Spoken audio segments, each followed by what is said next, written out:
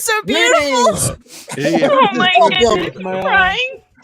Once again to Roman of the Empire.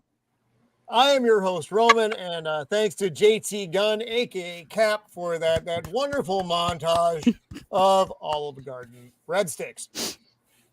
Roman's fondest memories. Yeah, it right. Is. It runs down my cheek when so I watch beautiful. It. And if you missed JT's show from last night, that was debuted there, and we had a really good time over on his show talking about Teddy Roosevelt and his voyage down the River of Doubt. Tonight, there is no doubts. We are talking about all the crazy mayhem in pop culture right now. Every week, I think it's going to be. There's not going to be much to talk about every week. Oddly enough, there is a lot to talk about. So, without further ado, we are missing a panel member. He is fashionably late. He may be trapped under something heavy. I don't know where he is, but we will wait for him to show up because he will show up. But let's go around the horn with our introductions and say hello to all of the folks. With me, as always, my partner on this channel. He is my wingman. He once stopped me from bombing Sesame Street, because Oscar the Grouch is legit. He is my good friend, Shieldwall of Dragons. Welcome back, my friend. Hey, how's it going, everybody? If this meme stuff keeps up, Roman's going to need a Olive Garden sponsorship. Right? One of these days, they're just going to call him up and be like, hey, we see your memes. We got you. They're not my memes. Exactly. They were like, we didn't know that you were such a big fan and you support us. Funny conversation. Funny conversation. Yeah. Wait, what just happened? It was. I think it was Jacob. Oh, the raccoons. Yeah, the raccoons have taken our friends once again. Those damn French raccoons. They finally had to step outside and feed him some breadsticks. Mando booted him so she could. But yeah. Anyway, happy That's to be right. here. Thanks for having me on. Had a busy week.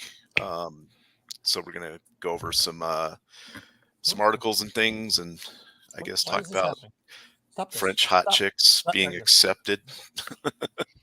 So the exception. I mean, I'm not French, and I don't think Squeeka is, but we're pretty hot chicks. Yeah. So. Well, I love France. Anyway, good to be here. What happened? I looked away for a minute, and suddenly everyone. That's how it always happens. You look away, next thing you know, Squeaka's doing laundry. Look away. So I'll always do your laundry, Shieldwall. I'm there for you. Ooh. No one's doing anyone's laundry. Is that a euphemism? I don't like it. I don't like it. You can do my laundry. God. Oh yeah, baby. Oh yeah. He is the scourge of Gotham, the nemesis of the Dark Knight. He is Joker voice. Welcome back, my friend. How are you? And Jacob has returned. Jacob has returned. Yes. The netherworld of the raccoons. Yes, those filthy raccoons. which maybe you should bomb Jacob's neighborhood. I'm just saying. That's It was actually the we French can look raccoons into this that. time. Wonderful to be back. And as Roman is so coy, because we know there's only one thing he loves more than breadsticks, and that is circus. Every week, folks. Every week it happens. I can't stop. The best part of the show. I don't know what you're talking about. But I can't. Every week, this concerning thing happens here on the show, and it's just Leaving a clown with scissors. Yes, that is concerning. Oh God.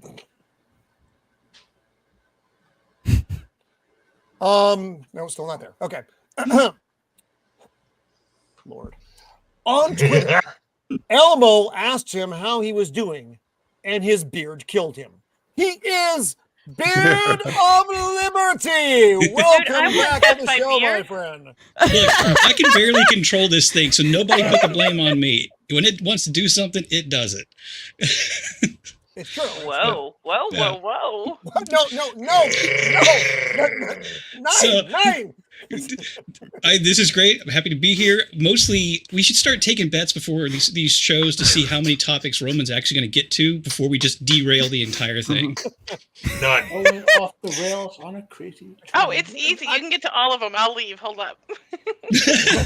No, don't leave me. I'm just here to make Roman make faces. You make me make faces. No more faces. Faces are out for the rest of the spring. What kind of face? It's Oh. unemployed. These faces. Let me check on our wayward panel member here. Oh, that's be there in a bit. He's running late. Okay, that's fine. Okay, I got an eye out, Roman. Thank you very much, sir. No, whatever it was, whatever it was. Some mighty big ears you got there, Squeeka. Those aren't ears.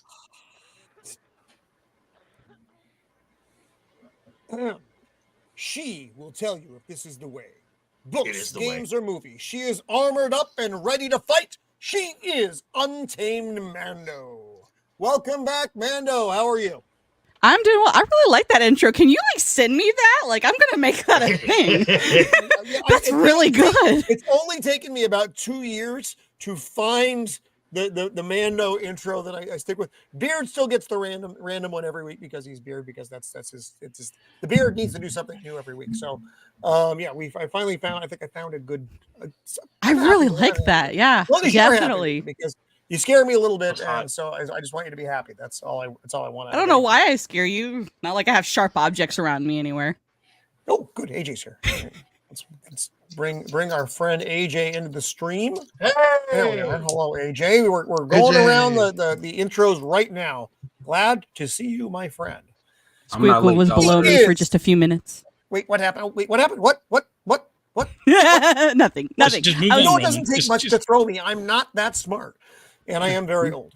He is the man that knows all the things about all the things. He is. Fuck, I lost it. I was doing so well. But that shouldn't be. The unbearable 73. Mort Olafrance. What the France? Welcome, Matt. How are you?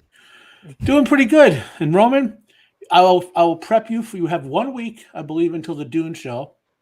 I'm not going to tell you what my name is going to be, but you have 1 week to practice all the possible Dune things that could show up in my name.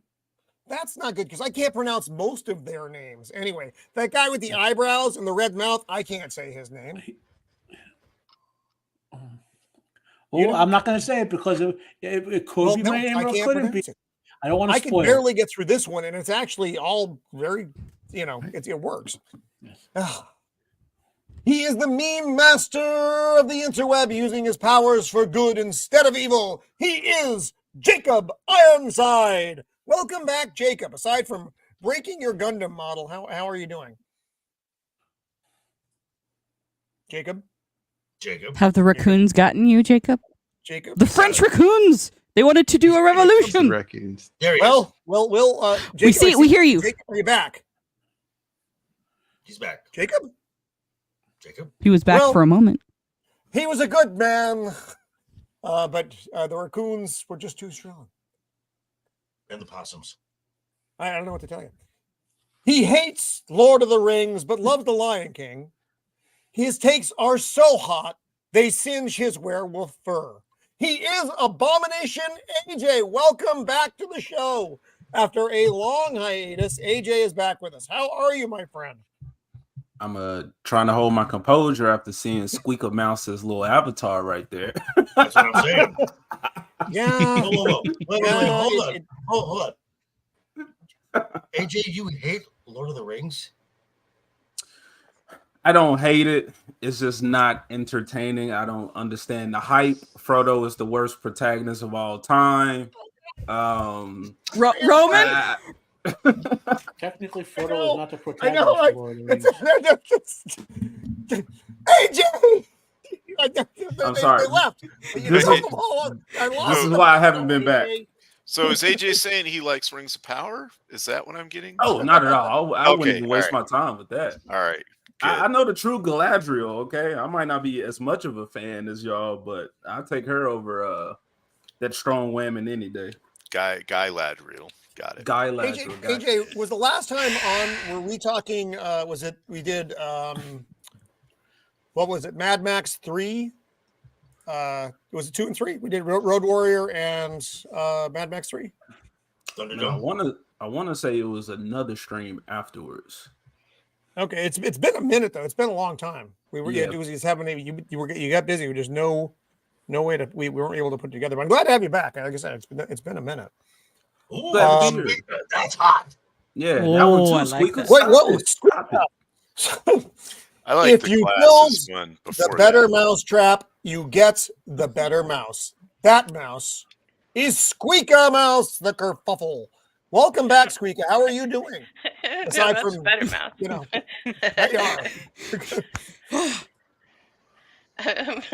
Thanks for having me, Roman. I'm surprised you still keep sending me this link. I know. I continue to do this to myself. I don't know why. I know, right? Oh God! So I let's didn't do any streaming this week, and then Roman sent me a link, and I'm like, "Oh, Roman means me." Sorry, I I had need you, some Squeeka. French raccoons to take care of. I got Ooh it. la Well, la. it's always worrying when you disappear, Jake. But it's like he's gone. It could be a raccoon abduction. We don't know. Let's say Should I hi tell to our. AJ why I'm at the bottom? Oh no! Well, I mean you can. Yes, I mean it's I'm- AJ will understand. It's Because she likes being on the bottom. Okay. Roman said And I'm a top, so. I thought it was the God, same damn it. reason that I'm on the bottom. No, you're still a not step all up the from way, the wee AJ. vitamins over here. I mean, You're not all the way over, so you're not. It's not. I'm okay. making strides forward, AJ. I'll support you, I just AJ. I got you.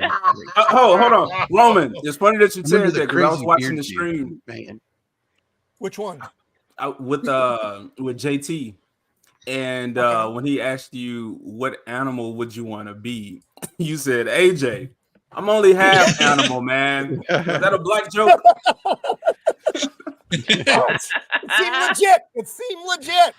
Also, Nos seems to also be on the Squeeka Mando hype train, so he's giving us ideas. I'm not. No, Please, no, Nos, no, do no, not no. help. So Nisama, I'm not stoned. All right, I've been let's. sick. Speaking of which, let's say hi to our chat. Then we can. I was actually talking about the roll remote, into- the electronic collar he was referring to. Oh God. We have my good friend, the Lord of the Undead, Nosferatu the Vampire, and the answer is maybe. No, I'm not. I've just been no one is sick. ever sure. Nos, good to see you out there, my friend. She came over to Dempsey, my house Dempsey. earlier. No wonder is topping up for Squeeka. Good God. So, gonna be that Nice. kind of night, folks. Gonna be that kind of night. Oh, Love it ever after. Welcome. Good to have Hey, you love it. out there. Rocky the Black Dragon. Welcome to the stream. I don't think we've seen you in the chat before, but welcome to the show. He's one of mine. Pardon me. Oh, okay, awesome. I'm full of coffee and Red Bull right now. I may actually explode. My Dempsey, Jesus. AJ, Rocky. R2. our good friend R2 R2 the Icky. Icky. Welcome back. And remember to keep little Spidey away from the keyboard tonight, R2. Yes. Last time there was some concern. God. There was worry amongst the chat. There was Yeah. worry amongst the chat. Squeeka That Mouse was and hilarious, an though. 8-year-old don't mix. Yeah, it was Nice. not good. But yes. Let's see. Ducka. I Joker's can here. call- Corey I can be tamed. I Conklin, won't be welcome detamed, to that's the it, I'll be show. tamed So, Corey. the whole stream. I'm gonna be good the whole stream. You watch it. Watch me, Bullshit. Shieldwall. That looks. Is that everybody for now? I think you could be a good There's girl. being good, I'm and a then there's very good being girl. good. I'm Ooh, very Don't yes, be, you don't, are. be, don't be too good. I'll watch you anytime, Squeeka. Yeah, but I So There's being good, and let's there's being good at sweet mother of God. Let's roll into our first topic here. And I'm going to take it pretty much the order You that I keep had them saying on that, the Roman. list. I'll have everybody in chat know. The first thing Roman said when he saw me was, "I'll be damned." So I'll never forget that, What's up, Roman. Cannoli? It's because you and I were coming Poor out of the Cannoli, my good closet friend and he didn't Cannoli. know what to think. Oh, What's up? and Tim's Talk what's is up? here as well. Welcome, Tim's Talk. R.I.P. Irene. So let's our first topic of the night, and this is actually something I'm excited about. It's so rare that we get one of these. And I've started watching the program. I'm talking about Masters of the Air. And I don't know if anybody started watching this. If you enjoyed I have Band of Brothers, Yes. Yeah, I have. I have to watch the Yeah. second episode after this. Good stuff. what do you guys? What are your thoughts on this? Well, I okay, have so not- I haven't before we watched get there, so this is like kind of like the part 3 to Band of Brothers and the Pacific. You don't have to watch those to watch this, but it's in the same spirit as those two shows. So it will put you in the mood. If you've seen those, you like them, you'll at least for the first episode, it seems good. I don't know. Second, so The second episode was good as well. We watched the Yeah. first two. Mhm. Number 3 is on tomorrow, I think. Yeah, I'm gonna watch 2 tonight. Get my review up for tomorrow or Saturday. So that's why I'm. And delaying. it's so rare in this age that I'm getting a show that I'm looking forward to. And I can tell I liked the show because when the episode was over, I didn't want it to be over. I wasn't like, fuck, I Yeah. wish this thing would just fucking So end so I can die here on my fucking couch. No, it's like, wow, that was really good. Surprising. yeah. So I'm gonna Band of give it a Brothers- 2 out of 10 because it's got no beards, but it does have a cool plane. So So Band of Brothers was about Okay. Easy Company. It's got some in mustaches, the though. Army. The It does have Pacific a was lot of about bunch mustaches. Marines. This is about the Army Air Corps before when it was still in the Army, not part of the Air Force. Yes. Hopefully, I don't know if it's all going to be in Europe or not, but we'll find out. I would imagine so because they didn't move these guys around a lot. Once they were in their arena, they pretty much Yeah. stayed there. It's going to Um, have it's according to what I've seen in some of the previews. It's going to have Tuskegee Airmen in there, Yeah. Mhm. and with some fighter squadron stuff. And And I this was watched. high risk work. And this is like Yeah. this was the highest. The Army Air Corps in Europe had one of the highest casualty rates of any Mm. any allied forces in U.S. Yeah. And Yeah, and this show depicts it very Oh, well. yeah. Like it, Yep. you see the sort of patterns with anti-air guns and then how the fighters come in and how these guys have to adjust and fix stuff on the fly and Yeah, I mean, has anyone else checked this out yet or not yet? I've not watched Yeah, I have not. I've watched it No. up to. Okay, it's current not episode. for I have everyone. not. Not everybody enjoys the Mrs. Sassy. My thing was it spent a little too much time on them doing like stuff off duty and not focusing on like I mean, I know you got to humanize them and things, but I would have liked to seen a little bit more of the kind of like nuts and bolts kind of stuff of it. right. Also, it had some problems where one of the ground crew chiefs, they called him a corporal, and he was wearing like 3 up, 3 down stripes on his jacket. So that's completely wrong. The famous military faux pas of Hollywood. Well, I don't know right if here. he like borrowed that jacket from somebody else or what, but Yeah, I think you're reading way too much into it. They probably just cocked it up because but that's what surprised me on a show of this quality. yeah, they usually on Yeah. this show these Yeah. 3 shows they usually don't mess that up. Right, exactly. Yeah. And it's a little hard to follow who's doing what sometimes because they got like the aircrew masks on. When they have their masks on, they Yeah, all with look the helmet. fucking, they all look But exactly the I'm same. They got eyes. appreciative they left that stuff on, right? And all flying around at 30,000. Right. Well, they needed to have masks on, Yeah. otherwise they die up there. Funny enough, if you've played like flight simulator video games, especially the military ones, it would actually help with some of the stuff in your show, like from the mental positioning of like when they're getting shot, like, and you're like, wait a minute, well, none of the guys where we are seeing are getting shot. But if you've played the sim, you'll know they're talking about another wing somewhere else. Like the terminology, lack of familiar with the terminology they're using will kind of make it hard to understand. But if you played some like flight simulators and military aspect, you'll have enough of the jargon in your head to say, oh, wait a minute, those guys are 6 kilometers over that way, going in that, you know what I mean? You'll pick. So the question is, will this show, I mean, from a critical point of view, will you get used to that without sort of presetting out previous knowledge? I mean, so far it started good. I mean, of the 3 shows, Band of Brothers started the best, and this is so far. Right. I felt like Band of Brothers so far had a more coherent story. Yes, Joker. Where this is just like go ahead. Increments of following submissions and things like that. Well, I talked about that too. I don't know if you saw my review there, Shieldwall, but one thing different about Band of Brothers versus Pacific in this, Band of Brothers had the actual veterans doing scenes. Mm-hmm. If you remember all that. Right. And they were there. Right. And there's no way they could do this. I looked this up. Matter of fact, when I was doing my episodes, I mentioned it. As of when I filmed my review a week ago, there were only 119,000 U.S. veterans from World War II left alive. An average of 120 or so are dying per day, basically. Well, they're old. They're older than me, so you may not believe that, audience, but yes, they are. They are. I thought the air combat scenes were well done. One thing to remember is B-17 had a crew of 10, so every time one of them goes down, like if you they lose in the first episode, they lose like 3 aircraft. That's 30 people. Yeah. If not all of them get out, or even if they get captured or whatever, and you have to replace that. So to understand the scale of the operations that the American military, especially the Air Corps, had at that time, you had all these ground crews. So each one of these aircraft probably took 10 people just to maintain it, let alone the crew that's on it. You got to train a crew, you got to feed them, you got to house them, you got to do all this stuff. The numbers that are involved with just getting 15 of these airplanes up, and the amount of resources and everything else.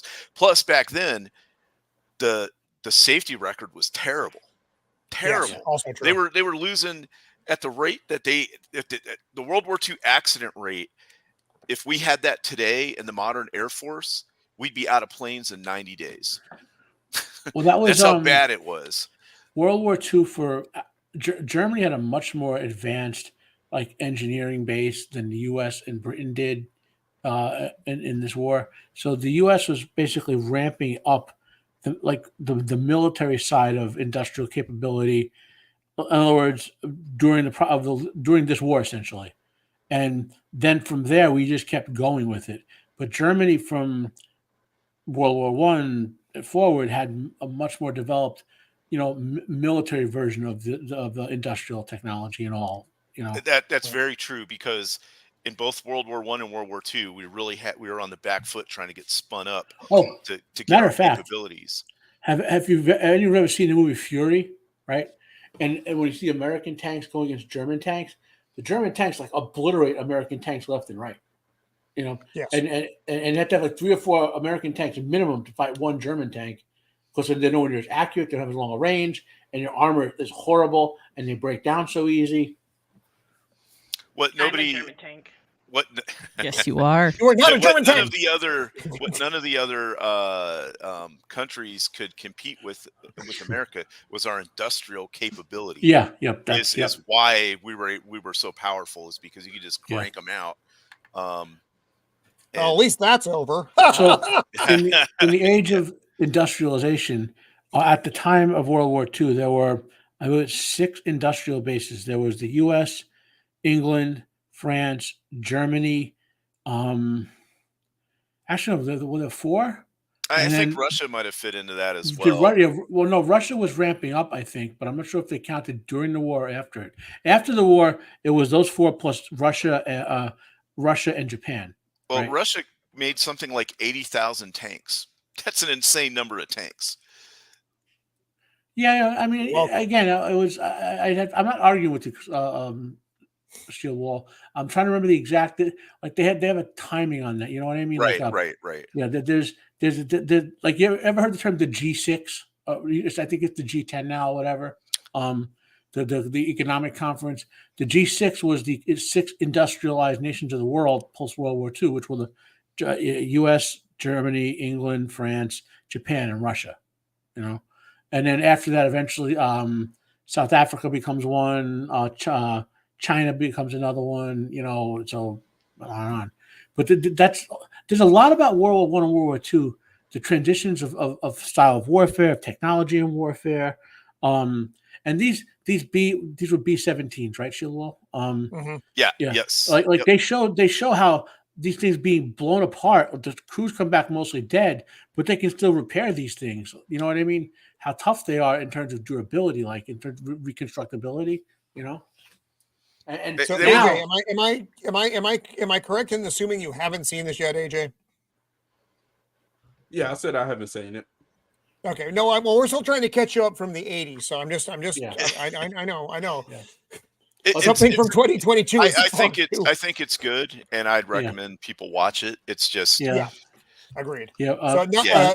Shield Joker, Wall, what did you- Jacob, you- and I you- could go what do on you about wanna this for say, hours. Joker? So you know. I'm just not big into the military stuff. past. Moments Okay. passed. Yeah. Moments passed. All right. So Speaking of past, we've lost Jacob again. So weird true fact. Did you know there's a British flying training No, school I'm in still here. Texas? There's a I did not British- know that. I'm right here. What? Yes, it was near my hometown in North Texas. Yeah, because the British were losing the war, there was a flight training school set up in a small town in North Texas, and it trained thousands of Royal Air Force. Just saying. In Texas, because there was a lot of land. Well, and it's they- probably so they could have Yeah. consistent weather and actually fly all the time. I don't Well, think and there people was no bombing understand and the shooting and scope stuff. of the number of bases that America set up during World War II all over the country, for all different kinds of training, build up, all those kinds. It's insane the number. It's like over 1,000. Yeah. I Yeah, mean, it was most of them are closed now, or Mhm. complete. You wouldn't even be able to know that they were there. But there was a lot, and they built all this stuff in like 2 years, 2 to 3 Well, years. my grandpa. Yeah, it was one of the first and largest schools of its kind. Yeah, my grandpa and his brother volunteered. They almost fulfilled their requirement before the war even opened. My grandpa was sent out west to the West Coast, California, right? That's kind of where he met Joe DiMaggio. There, he was on DiMaggio's touring baseball team. But when they weren't touring, he was stationed at a training base near an Indian reservation, and my grandfather was an elite infantryman and sharpshooter, so he would train the soldiers coming in, you know. And eventually, like, he was basically being discharged and sent by train back to the East Coast when the war broke out. And him and my uncle Pat, Uncle Pete. I have Uncle Pat and Uncle Pete from my grandpa's brothers and sisters. Said, wait a minute, if we go let them discharge us, pardon the expression, Roman, but they might drag us into the fucking Navy. That's what they actually said. So they said, we don't know how to swim, so we're going back into the Army. That's what they said. I am still to this day surprised how many World War II veterans did not know how to swim. It wasn't a normal thing. Like, there wasn't. You had to live in a place with like a YMCA or something. Well, my grandpa knew how to creek. swim by the end of the war. I'll Yeah. tell you that much. It just Yeah, wasn't most- something that a most lot of You'd people be did. surprised at how many Navy people barely know how to swim. Yeah. Quite honestly, and here's the thing: if you're in the Navy and you're in the water, something's gone fucking wrong. Yeah. So just as a it's not where you're supposed to be. You're supposed to be on the boat. The boat is in the water. You're on the boat. If Yeah. you're in the water, you're just waiting for the sharks to show up. So here's another thing that popped up this week. I didn't even know this was coming. And then the trailer blew up everywhere. Well, that's got Alan Richardson Man. in it. Yep, Alan Richardson's in it. He Yep. must. This even the looks trailer. fucking awesome. We were talking about the Ministry It has of the Ungentlemanly Gemini Warfare. This fucking trailer looks fantastic. Yeah. Guy Ritchie film talking about essentially like the first Black Ops unit, not on the books kind of stuff. And you got Henry Cavill and Alan Richardson just killing Nazis, and they look like they're having a wonderful time. So it's just kind of loosely based on a true story, I would guess. Yes, loosely based on a true story, which is whatever. Yeah. Well, then again, the thing is, truth is stranger than fiction, right? We joke about this, but think about Christopher Lee and Brian Blessed, the crazy real life experiences they had in the military and stuff. Or if you ever listen to Ted, sorry, my brain just locked up. You would think that they wouldn't have crazy experiences in the military or whatever, but then they do. You know what I mean? Then they do. Yeah. Let me see if it'll let me play this. Let me kill the sound so I don't get beat up too bad. But that's the best part. I mean, the action is definitely going to be over the top, which is fine. I mean, I could just watch Henry Cavill. I approve of the facial hair.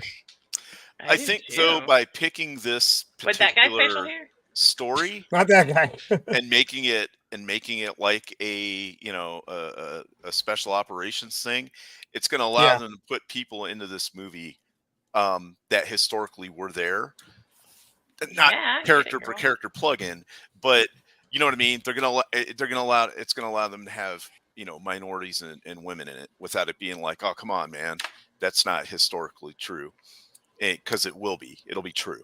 You know what I mean? So they picked the right story to do that. In the intelligence for services and in the French resistance and all that. I mean, yeah, exactly. That's what I'm saying. It'll be 100% legit. It's not gonna have any. Well, I don't know about a dude with a bow and arrow, but contrary to modern weirdos, those women weren't purple-haired bionic lesbians. But no. But what if I'm a purple-haired bionic lesbian? Oh God. There's a place for them, but it's not this movie. I can't hear. I'm just here to help Roman's, what is it, ESG numbers. Exactly. They got the mouse representation. I'm the DEI. The mouse representation. So, but the trailer for this looks really good. Like I said, I'm actually excited about this movie. I was back and forth with Copa about this. There hasn't been a trailer that's come out in a long time. Even the Dune trailer. It made me excited about a movie coming out, about something I'd not fucking heard of before. So I was like, fuck, this is awesome. Yeah, this trailer was almost as good as the Godzilla -1 trailer. Speaking of which, that's coming out in black and white soon. It should be out. I still haven't seen the first one. I still haven't seen the original yet, so I haven't seen the should be out like right now in the US in black and white. It's a good movie. I'm hoping this is going to be good. We need. I hope it's going to be good too. Yeah, we need a good movie. I have my doubts. I'm going to go about watch this one, Joker. Henry Cavill on the big screen. What is your? Why do you have doubts, Joker? Oh, there we go. Henry Cavill. Why? Because it's agents. I'm horrible. You just don't like Cavill. I'm not a big fan of Cavill. Don't let Vex hear you say that. I don't care. Oh God, this is it. Well, we will remember Joker fondly after Vex. Look at the time. I got to be going, guys. I mean, I can't. Okay. That was it. Squeeka, take me with you. I have no problems with the guy. I actually like Cavill. I think he's wildly underutilized, and I liked Man of Steel. So okay. Oh, God. Okay. I think Cavill is a stand-up guy, but I think because of some of the choices he's made in his career, I think his 15 minutes are just about up. So I've never been a huge fan of his films, and so I'm just like, I can take him or leave him. So, dude, that man has way more than 15 minutes in him. I'm not a fan of him. I hope he does. I do too. He'll last a little bit longer than 15 minutes, I'm sure. No way that wasn't happening. I got faith. Ask Gina. Oh snap! I was supposed to be good. Sorry, Roman. I'll fix it. I'll be good. I promise. It's all right. It's all right. Okay, Just so all you're y'all not speaking about his necessarily his inability to do things, but he's become so contrarian that they're just not going to want him anymore. Okay, now I'm following you. There is that. There is that, and I've said it before. I'll say it again. Man of Steel was a decent superhero film. It's a terrible Superman film. Yep, 100%. I 100% agree with you, Yeah. JV. I did not like that movie at all. That has Yeah, that's nothing my to do hot with take. I like that Cavill, movie. though. I No, don't think it has what anything was to that- do what with was that, he's a AJ? Well, because superhero he movie. attaches himself to these projects that don't do good. I can no, see that, no. but I'm saying No, as far as the I don't think he's an amazing actor. I think he can get the job done, but he's a handsome man. serviceable. He has a great body. I'm sure they can fit that guy into so many roles, and he has a lot of time left to do it. And then with the whole Warhammer thing, like that'll give some more fire under him. Or If it goes We'll well, if goes well, yeah, it's going to be crazy. But if it goes like most everything Halo, else has been going these right. days, yeah. Well, So unfortunately, Argyle is coming out. He and his wife beforehand. have control of Warhammer, so And I'm gonna go see Argyle yeah. over the weekend just so I can review it. And honestly, I'm not looking forward to him. The guy I'm looking forward to seeing in that film is Sam Rockwell. Yeah, I've read today. I Argyle's like Sam supposed to Rockwell. be in the same Underutilized universe as Sam Rockwell. Kingsman. Well, the first Kingsman was good. The second one was absolute hot garbage. The third one was terrible. good though. I like the third one. I enjoyed the third one. Yeah, the third one was Yeah. good with the whole Rasputin fight. Yeah, I enjoyed that. But that second one, oh man, it was so bad. It just like torpedoes Well, the entire. it got bad. You know what I mean? and I care nothing about Calvo. That's fine. I only like the movies that Copa tells me to like. That's my thing. Oh, that hurt me a little bit. That was goodness. Well, also we're getting Alan Richardson in this, who Good one. I like very much from the Reacher series. So Nosferatu? I'm glad to see him getting some big screen time. We'll see how competent he ends up being. I mean, he's probably playing a similar character. I don't know how much depth Alan Richardson has. It doesn't really matter. I mean, if he's up there, but Schwarzenegger doesn't have a lot of depth. He's good in an action movie. If you're looking for serious talent, it's you need another guy. Okay, he has the depth Nosferatu? of a teaspoon. Nosferatu, Henry. That's right. Henry Thank you, Cavill Pops. agrees with you. The Highlander is coming out as well, also with Cavill. So we'll see what happens. I'm real suspect of that one too. I mean, not well. Cavill, I don't just think that should. Yeah. You know how I feel about remakes, which it seems to be all we get. So we get an original story like this. I get excited about it. The Highlander remake, and I know the ladies swoon over Mr. Cavill, but I don't want to see that. We talked about it. I think maybe a couple of months ago when the announcement was made. I'm not excited about that though, because that's a movie that didn't need to be remade. Certainly didn't need sequels; those were horrible. Yeah. But Highlander 1 is a fucking great movie. There are almost no movie you could name that needs to be remade. You could do so many different stories other than that. What was it? Highlander. I'm sorry, Jacob. Sorry. I mean, Go on. in that universe, you could do so many different stories. You don't have to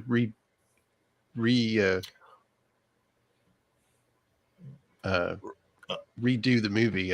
Right. You can move the story I agree. forward. You can pick another person to do a story. Well, no, you can't, because the end of the first movie should have been the end of the whole thing. Yes. You know, In Highlander land, that should have been it. Yeah. Really, you're only had have sort of- sequel, right? We the need a third girl movie had a Highlander. sort of sneak around that. So if that had been the second movie, It was a terrible. That was a. We need a Squeeka Highlander.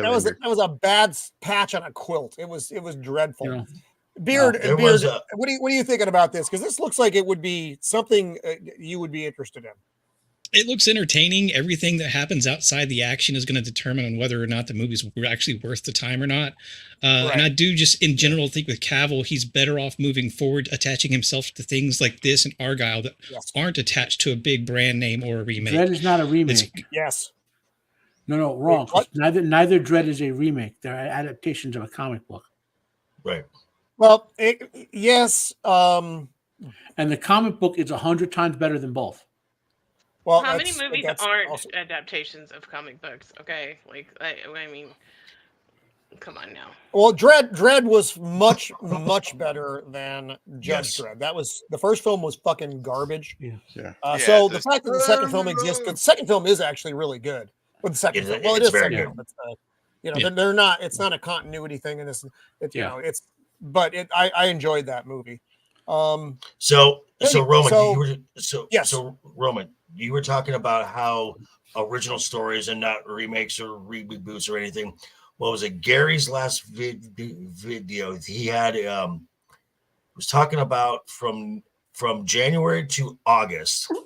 Yes. Of all the this year, all the of this year, of all the wide releases, only 4 are not a prequel, are not a sequel, or are not a reboot or a And so Joker, we have talked about this here on this panel.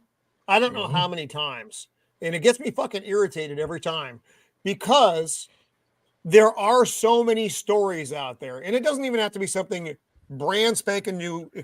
All the books out there. There are books and there are comic books that have never, seen the light of day, and there are hundreds of thousands of stories that no one has touched. Yet Hollywood, in its lack of fucking creativity, feels the need to go back to like 20 fucking properties and pick over the fucking corpse like goddamn ghouls every fucking time. Well, and this is the modern age. It's like it's dead. Well, There's no how the system works, though, Roman. The system, Hollywood, like there isn't a bunch of executives saying go remake Dune 7 times. There's Villeneuve is a big director. He became, for the films before, he got the person to do the film he wants finally and said, I want to do Dune. And they said, well, you made us all this money with Sicario and other stuff. Right. We'll let you do Dune, I mean, the same thing with Zack Snyder. Zack Snyder, fuck Schneider. He's a piece of garbage, though. He is, but that's how we got the Snyderverse. He's a piece of garbage now. Well, technically, I would say he was a piece of garbage back then too. But I love Snyder. You shush. But like he those films fell into his lap because of Nolan bailing on it basically, and no. Before we got to those, after I know no one likes Man of Steel with me, so I can accept that. Like I said, I have my hot takes just like AJ. Yeah. But when he did the 300 again, that was the first time they had pulled that. And again, I don't mind if it's a first time adaptation of something. That was great. And the 300 really put him on the map. He had done other stuff. I mean, Dawn of the Dead, which you can argue one way or another as to whether or not you like that. Watchmen. You're talking about the 2004 one with the zombie baby. His version of Dawn of the Dead was good. I remember that. Yeah. Now, but again, I go back. This is what I go back to about Snyder, and when Snyder is doing direct, when Snyder has a blueprint and he sticks to it, he can do okay. The Watchmen is a great example. Are basically panel for panel. It's when Snyder has to think that he gets himself in trouble. Yep. I think it's when Snyder doesn't have someone controlling him, like someone who could say stop. Just do what's on the paper. Don't freelance, and But just to get away from Zack Snyder, because we always go back to the same five people. It's not just that though. It's Wonka. Why the fuck did they make Wonka? Ooh, why does that fucking exist? No, stop. Bad. What? But anyway, he's like, exactly. So I'm looking forward to this movie. I think I'm the only person. I don't know. We got on Snyder. I think I'm the only person that might have watched the animated movie about the owls, the Guardians. Guardians, Gaul or whatever. I never saw that. That's decent. Bro, that movie was amazing. It was based off a kid's book though, and Zack Snyder's issue is he does make shit way darker than what it should be. In a lot of cases, that movie suffered from that, but it made it better. As well as the animation style, it was real. Look, man, it was real gritty for a kids movie, but I think it did an amazing job of with animation, giving kids something that they can respect as well as adults would respect, but kids will also enjoy because it has the lively songs in it, the adventure, friendship, overcoming obstacles. So yeah, I don't like Zack Snyder, but he has some good stuff under his belt. I just don't understand or know exactly what it takes for him to be great. Because making everything dark and gritty, that doesn't work for everything. Like that Teen Titans thing that he did, the little short episode, and it was trash because it was just so fucking dark. It wasn't the Teen Titans. Anyway, I'm going on the animation stuff, but no, that's fine, AJ. Because I'm a big fan of animation. Honestly, the DC animated features have been largely very good. But not even just talking Schneider, although Schneider is a big culprit of this. Talking about original or first time adaptations, like when The Watchmen came to the big screen, the 300 we already talked about. And it Dune is a bit of an anomaly for me because we've talked about this before. There's the 1984 version. I think the modern version is a lot better. Well, for a myriad of reasons. One is also not all fucking squeezed into 2-hour block. Justice with the world and building and all that, it's extremely hard to do because of how vast the thing is. Dune is very dense, and yes, right. So I just that is another movie I think where technology with like AI, or not AI, but like CGI. Well, let me put it this way: if they use anything AI to make a Dune movie, I wouldn't watch it on moral principle. Dune is a very anti-AI series. You got to kind of be ethical about it. You know what I mean? It'd be like making a movie about I don't know. I don't even. We don't need an example. But anyway, so we're gonna do the theatrical version next week on Roman's show here. Correct. Yeah, we're gonna do the 1984. I won't go into it now. I'll save my comment for then. But it's an entertaining movie to watch, right? I liked it. But it's a horrible, and I mean horrible adaptation. And I remember when my uncle and I, because we had actually read the books, and we would go in there and people would ask us, well, what's this actually about? Because we had no idea what David Lynch was doing. Like they would ask us all the time, so. But no, you're right. It's David Lynch's Dune, not Frank Herbert's Dune, because I'll give you. You want a bad movie? Frank Herbert's introduction is longer than David Lynch's movie. Yeah, why did that atrocious Battlefield Earth movie get made? Because John Travolta got really big, right? He got really big for a couple of years, and they said, "What do you want to do?" Beard's is like, but I love Scientology. Didn't that have Barry Pepper in it? No, the Battlefield Earth book is actually okay. You know what I mean? It's not great. It's okay. Okay, so now this is interesting. Okay. How tall is it? I want to ask this. I'm being very good. Okay. You be quiet. Because from the limited knowledge that I have, because I talked about this on my Monday last week, or this week actually. Now, because they're going with the Tom King series, which is what this is going to be based on. Ooh. Now, I agree. Now, Matt Vader 74. Yeah. Now, so Matt, she's too short. What I know about Tom King and his Supergirl, she was more jaded, a lot more cynical. So from a look standpoint, because I watched the shit out of House of the Dragon. Yep. And her face she looked weird in that though. No, her face can pull off that jaded, cynical, almost a brat kind of a take. Now I asked Pops about this. If someone can concisely tell me why Tom King is such a red flag. Why is Tom King? Did I stutter? Fuck off, Joker. I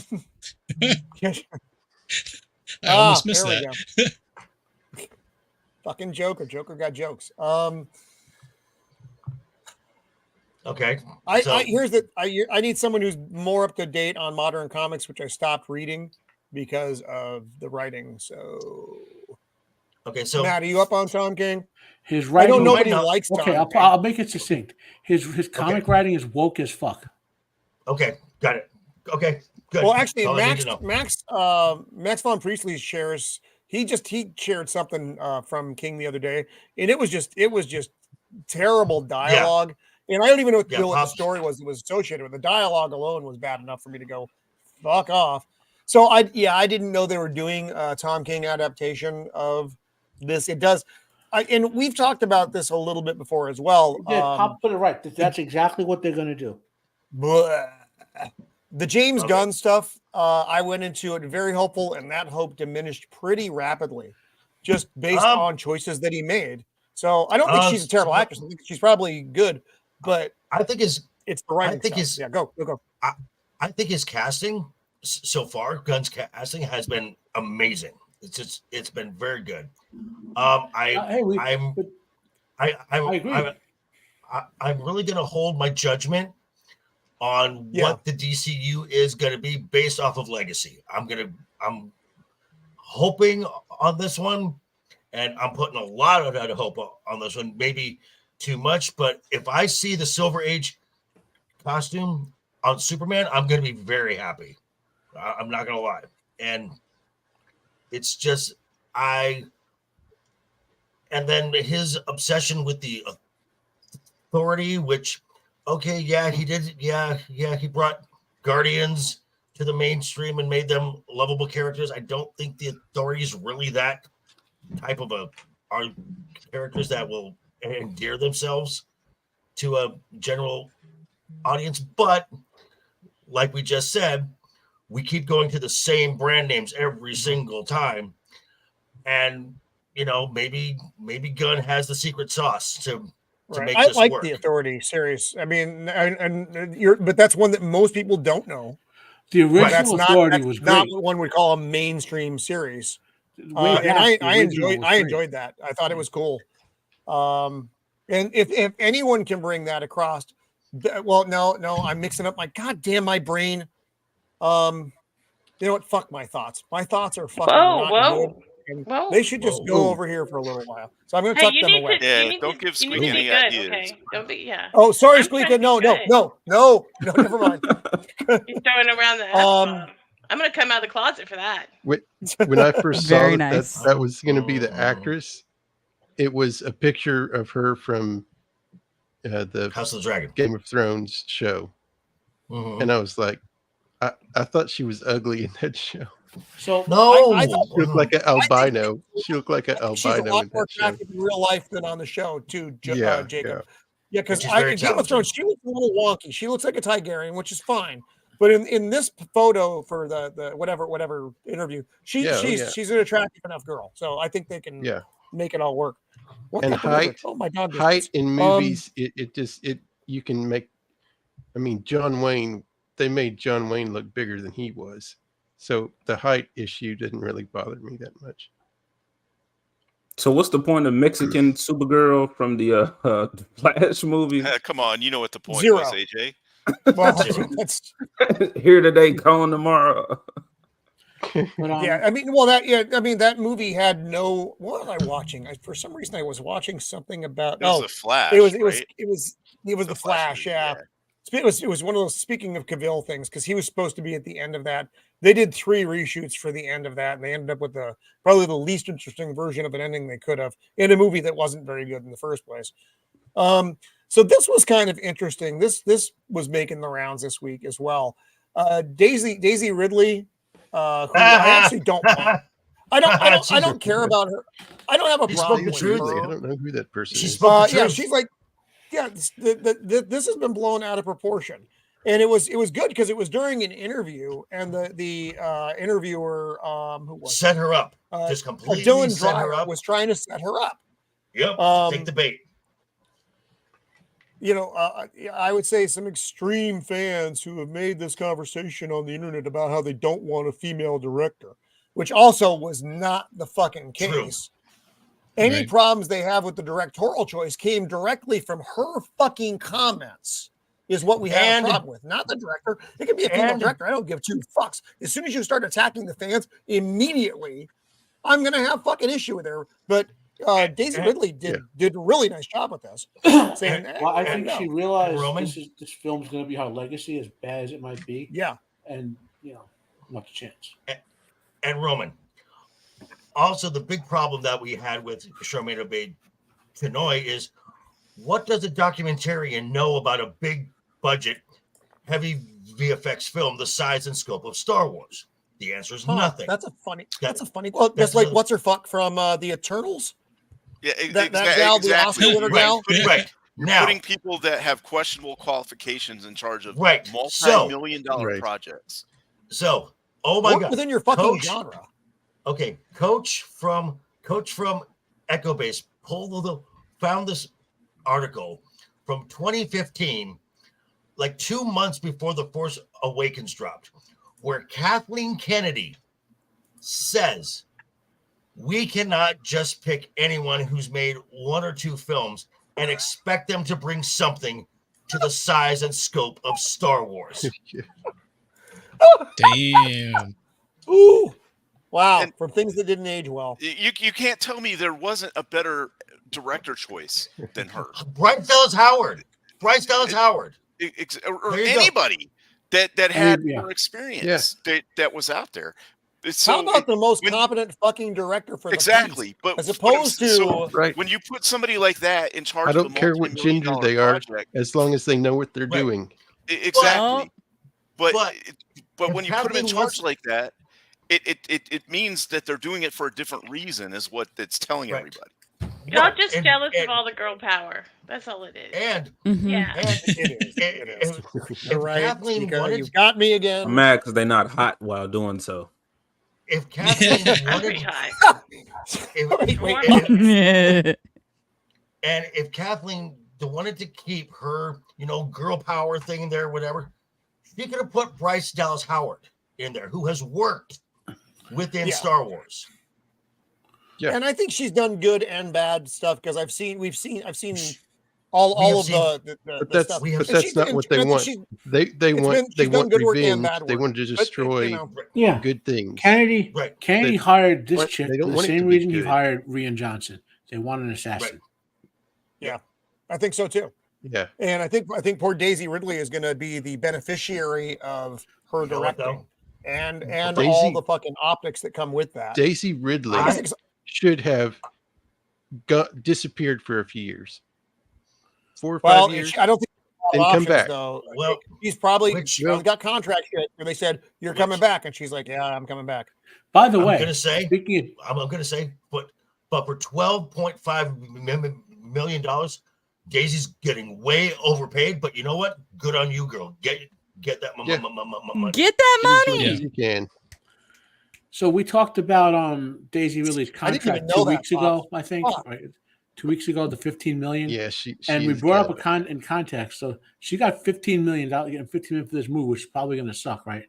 Godzilla Minus One cost $10 million and has now passed the $105 million mark, right? So we talked about it back then with relative to our contract. So I'll bring it up, and it's like,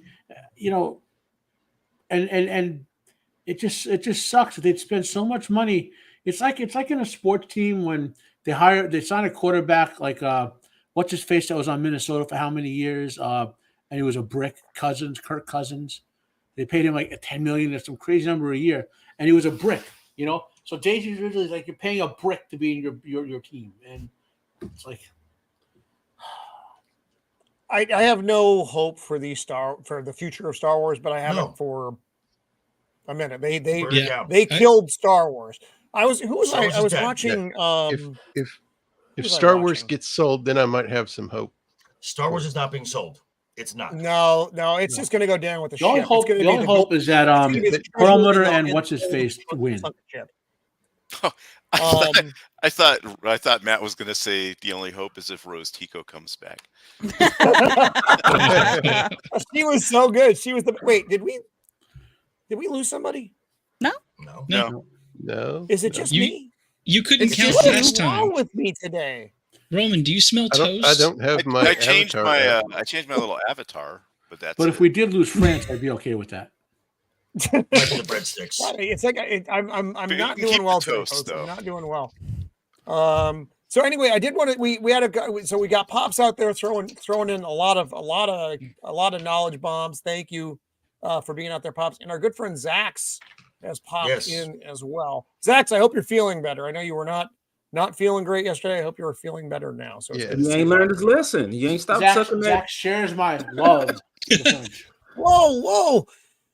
So it's funny. We're talking about the state of the movies, and this I thought was interesting.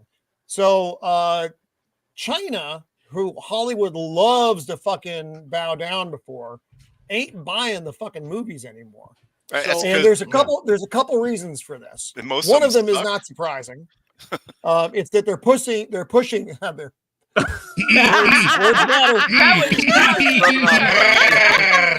pushing that pussy. God. It's all those kitty cats videos she's watching. They are pushing the CCP agenda over there. They want Chinese movies for Chinese people is what they're pushing. Right. Yep. Okay. Got it. Also, though, the problem is what's in American movies isn't allowed over there for a lot of the agenda stuff. Yeah. So no magic earring Ken. Right. No magic earring Ken. And this goes back several years now. To making John Boyega disappear off the fucking poster. None of this, but the market in China is not what it was. So Disney, who has their lips firmly wrapped around Culture Casinos in the Culture. What's up? What's up, Culture Casino? What's up? Someone says CCP. Yeah. Welcome to the show. Good if Culture's here. Squeeka, you're always good. I'm happy to see Culture. Actually, I was going over the artifacts on my desk, and I found the coin that I got from Culture at the Vegas meetup last year, sitting with my my treasure. So good to see you out. I have two of them. It must be senior night. Did he pay you? Wow. That's not nice. It's true. I mean, it's so anyway. What do you guys think about the Chinese market basically saying fuck off to Hollywood? Well, not just to Hollywood. Well, I know that. Hey, Mr. Grant, what's up? Wow, they keep rolling in. I know, right? So I know that there's a lot. I know that the House of Mouse puts a lot of stuff in for the American and other audience that can easily be clipped right out because of the Chinese market. Because again, Disney has a lot of money invested in China, so I don't see the House of Mouse not bowing down and sucking the Winnie the Pooh Chinese honey sausage, stopping that anytime soon. It's imagery I did not need. Meaning to the word honey. Now, I don't know if I'm able to get that out of my head, Joker, and I'm not happy it's there. I just need to let you know that. I've never heard of and that wasn't sausage. even me or Squeeka, so I've been good this whole time. I have some unfortunate cartoon characters in unfortunate acts right now.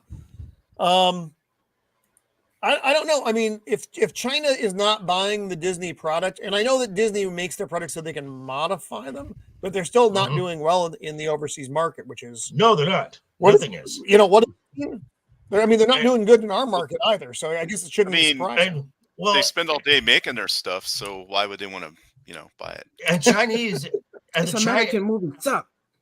And the Chinese return to the studios is not good. I mean, they get a quarter. Right. Yes. The studios get a quarter for every dollar.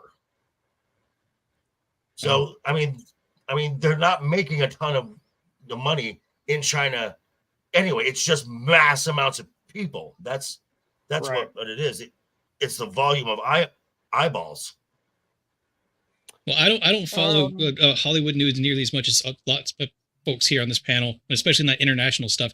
But it seems to me that the messaging that's such a big focus here not only appeals to actually a very small portion of our populace, but even a smaller portion of the international populace. Oh, they totally. And so the more they put that in there, the worse they're going to be doing overseas, at least in my eyes. Exactly. I mean, they won't learn their lesson, but whatever. Yeah, well, they don't. How much of what's watched over here is because people are watching it just to talk smack about it? Like, I mean, are we looking at actual numbers of people who enjoyed it, or people that are like, "I'm going to go watch from anybody anymore"? That's the other know? problem. Well, and that's another thing. I mean, there are let's take the last. I mean, let's take the last Marvel bomb that was Echo. The only people who were watching that are Marvel shills and YouTubers. That's it. That's the only people who are for completely opposite reasons. But you're right. Yeah. JT. Yeah. Yep. We need more of those sticks. Breadsticks. Okay. I love a normal person that cares anything about you do what Disney or Marvel is doing. Yeah. I don't care what Disney or Marvel are doing. I really don't. I do and I don't. I do because I hate it. I hate the crushing of the legacy products. Star Wars, Indiana Jones, all those things. Let me ask the whole panel a question here that I just thought of. Can you think of any franchise movie product that came out like in the since the inception of movies, right, or theater, that has gone through a buildup to where it was great and then was destroyed systematically prior to the last decade? Like, was this a thing they did in the 1930s where somebody had something that they came up with in the 1890s, and then in the 1930s they went through a big cycle of let's destroy and tear it down, let's get rid of it, let's belittle the characters, let's change them. I will say that some of the old Lord of the Rings like animated stuff was pretty horrific. No. That's not what I'm talking about. Where they intentionally they were doing their best. What I'm talking about is they went out of their way to change the characters dynamically so that they were worse. Highlander. I don't think they did that on purpose, Joe. I think on that like a was large just scale bad writing. Whereas Indiana Jones, Han Solo, it's movie after movie after TV show after movie where there's so many significant changes, race swaps, gender swaps. No. Changing the character of the character in itself that goes from they were written a certain way and now they're completely almost a 180 opposite to what they should be. Well, I mean, there's been throughout the time, there's been race swaps and rewrites and things like that, and they've followed the times. I think the problem is they've never really done that with a particular franchise, so to speak. They just revolutionized the whole thing. They went from wholesome to gritty, and movies and shows about wartime when everybody was against the Vietnam War, like TV and movie did a great big huge about face during that time. So I think we've had massive shakeups in a sense with movies and with shows. It was the type of show that changed, but not the character. That's what I'm saying. It's never been a franchise itself that's been totally twisted, and I think that's where the problem is coming. Exactly. That was the point that I was trying to get at. And I think what it seems like to me. Yeah, they've seen how these work, and they're like, you know what? Everybody loved Star Wars when it came out. Everybody loved Lord of the Rings, or these things when it came out. But at the same time, they want to go ahead and take these things that did make money, and they're kind of clinging to it, and they're like, well, we're just going to turn them around for today's age, and that's not working. I would have been okay with Rey as a character, with Rose Tico and all that, if they wouldn't have destroyed the legacy characters in the process of making those characters. If they just would have had them stand alone, they were by themselves out doing whatever, their own story, and they wanted to do it the way they wanted to do, I'd be okay with that. But it's the destruction of Luke Skywalker, of Han Solo, of their legacy. And for not a compelling story reason at all, in my opinion. It's not doing it for, because make it more readable for the times. It's activist storytelling. I don't think what the problem is. I don't think it's necessarily activists per se. I think it's a matter of it's not done in a, oh well, we've got to take this and do it on purpose. I think it's more a matter of they're not, they want people to have their characters and their storylines at the forefront. So if you've got these, everybody loves the old Star Wars. If you've got this old Star Wars, they're trying to eliminate that and subliminally, or not even subliminally, say this is done and this is over. This is what you're going to have now. The way they went about it is terrible. Look at Star Trek. They didn't destroy Kirk and the OT or the original crew. They made a new one that it was a little rocky at start, but now everybody loves it. TNG, Picard, and they made this whole new thing, but they didn't have to tear down Kirk to make Picard good. You know what I mean? Janeway, they didn't have to tear down Picard to make Janeway good. If you like that show, they didn't have to, you know what I mean? They didn't have to come in and do something crazy to get Captain Sisko to be accepted. They just made the character and did the show. So what they could have done the same thing with Star Wars, but they chose not to because of reasons. But I still can't. You can't convince me that there wasn't some kind of driving force behind trying to change that stuff fundamentally. Because all you have to do is listen to their interviews, and they say it out loud. Yes. Yeah, I mean, there's got to be some political push behind it. I mean, well, anytime you get an interview, they want to diminish male characters, and they can't help themselves. Make women characters act like men. Well, the bait and switch has been common in the Marvel. Like in Moon Knight, they bait and switch Moon Knight out with the female lead, right?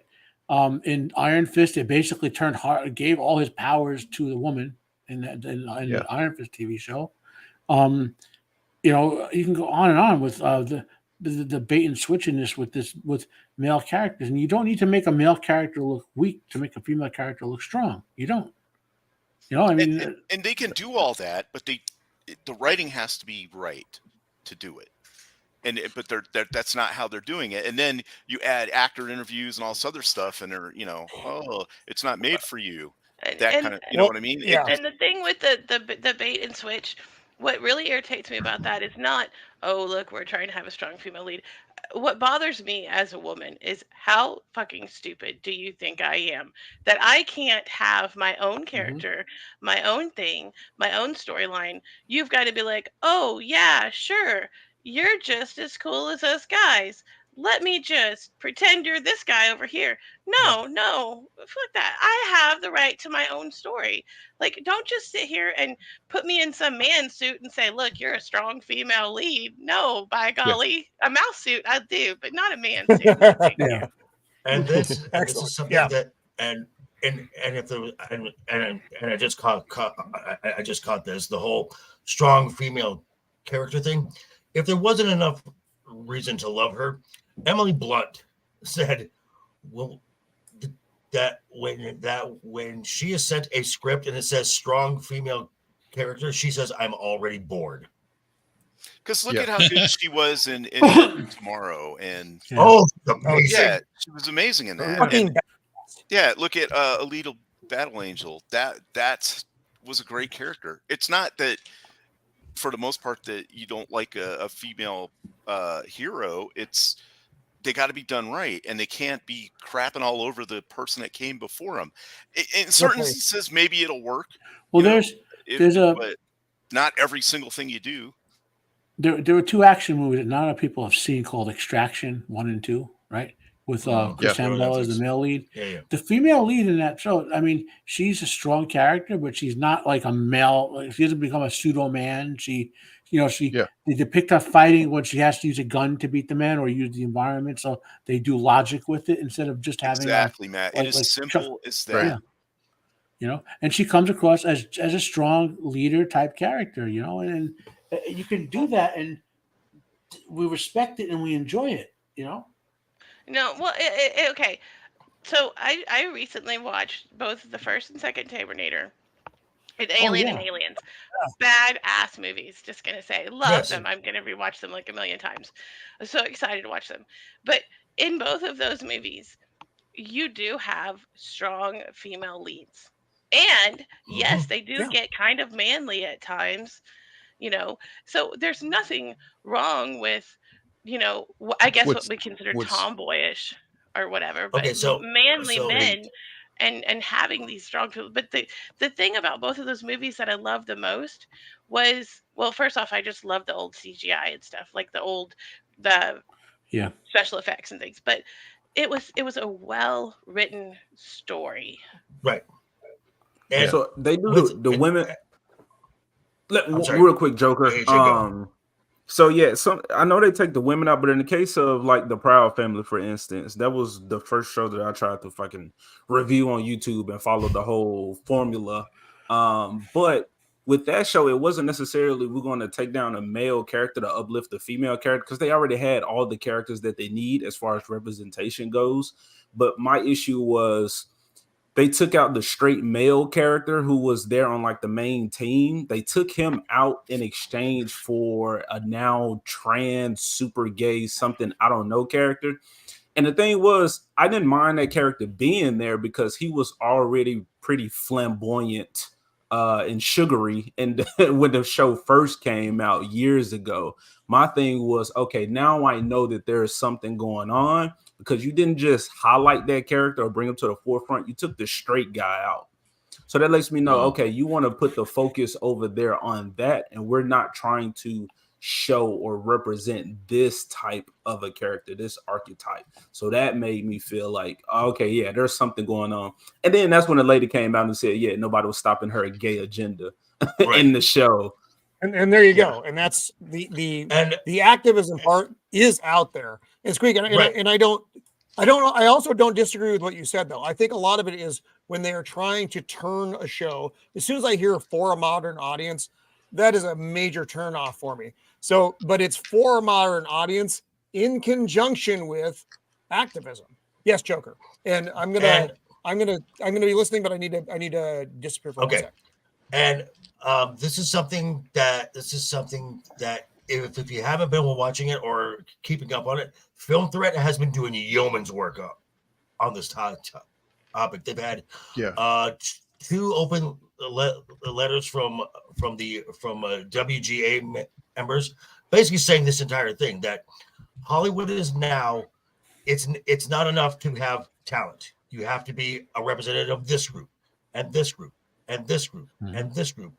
And something we have all known, which this second open letter said, when it comes to a project that is IP based, that writers are encouraged and told that this is a positive thing to have no knowledge of the source, and it's actually preferred if you're not a fan of the original IP.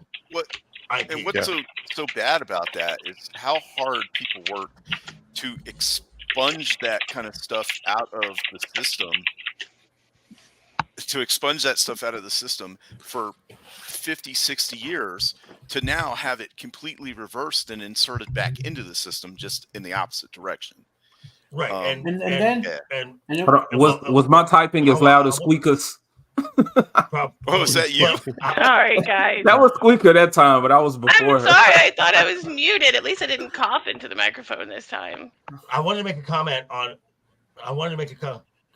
what Squeeka said about Ripley and Sarah Connor, and especially the second films. So you have Aliens and T2. Both of them are badass women, badass. But the parts where they were, being the strong female, they were doing so. They were in a headspace that is undeniably female, protecting children. That is an absolutely of a female trait.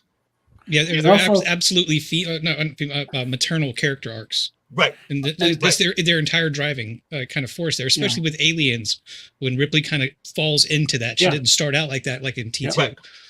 And that was the beard. That's, you hit that nail right on the head. If they had character development, look at Sarah Connor. She doesn't start out, I'm automatically a badass. Right. He gets put in a situation, right, where she has to evolve into this new character, and she takes and even to protect her son, even when she evolves into that stronger character, she breaks. She's flawed. Trying to be that ice cold, without remorse. She turned herself into a Terminator. And then they killed her in the last movie. But that's what I'm saying. Like, you just have literally, to have it but like, they destroyed all these characters in that final film. What was it? Fuck off. They took these. I don't know. I'm not watching past characters.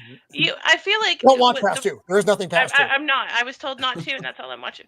I feel like we could have, if you want, I don't mind. I mean, don't get me started on the whole trans thing, but if you want, whatever, all of the ethnicities, all of the genders, or whatever, if you want them all in a movie, great, go for it.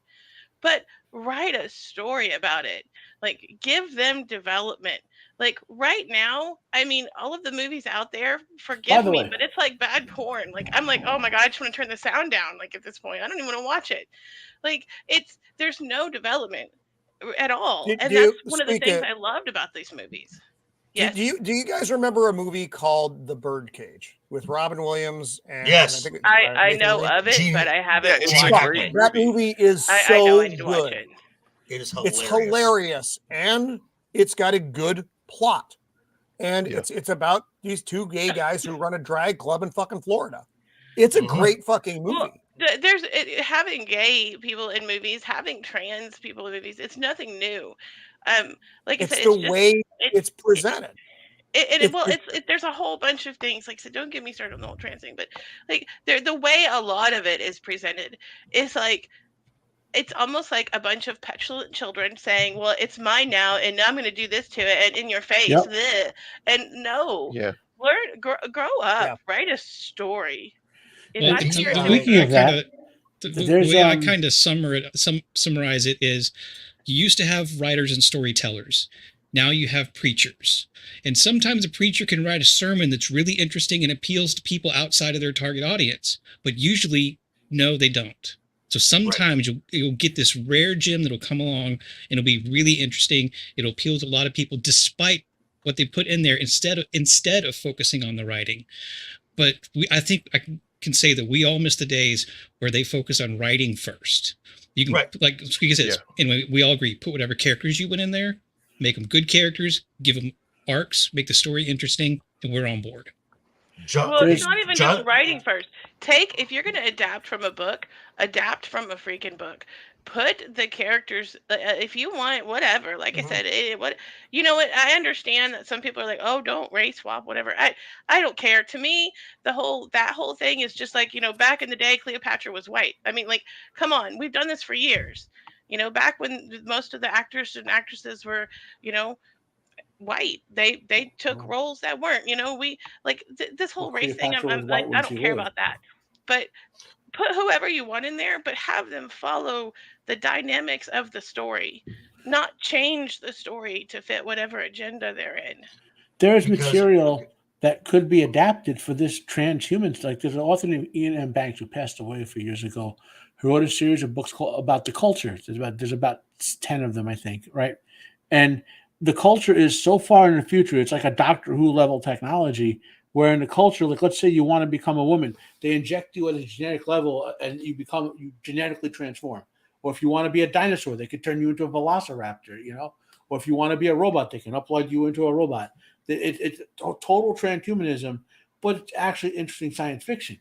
Why not, instead of destroying Star Wars or whatever else it is, take something that was written at a high quality level and adapted at a high quality level to explore these issues of transsexualism and whatever. I'll tell you why.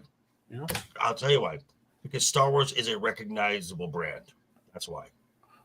I know. We know that. I mean, it's one of those rhetorical questions. Something that people have a name recognition with that they can manipulate and throw. Of course. I mean, that's the given. And the thing about the Hollywood cult, and the thing about the Hollywood cult is it's not about promoting diversity or anything. It is about greed and it's about revenge. That's all it's about. I think also because in the case of like the Black Panther stuff, for instance, I noticed that when what do they call like press tours or whatever, when the guy's working on the project involved with it, going around talking to everybody, the press junkets. Kevin Feige, I think he completely stayed out of the whole Black Panther talk, and it was just I can't think of the black guy's name. He looked mixed. He had to be mixed.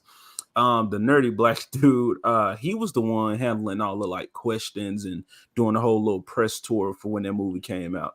Well, I don't know if you remember this, AJ, but when the actor who played the Black Panther who passed away, unfortunately, Chadwick.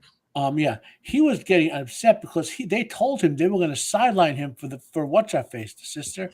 They told him that, and they wanted to be a supporting character in sequel. He's like, I'm not doing it. I won't support. I won't do it.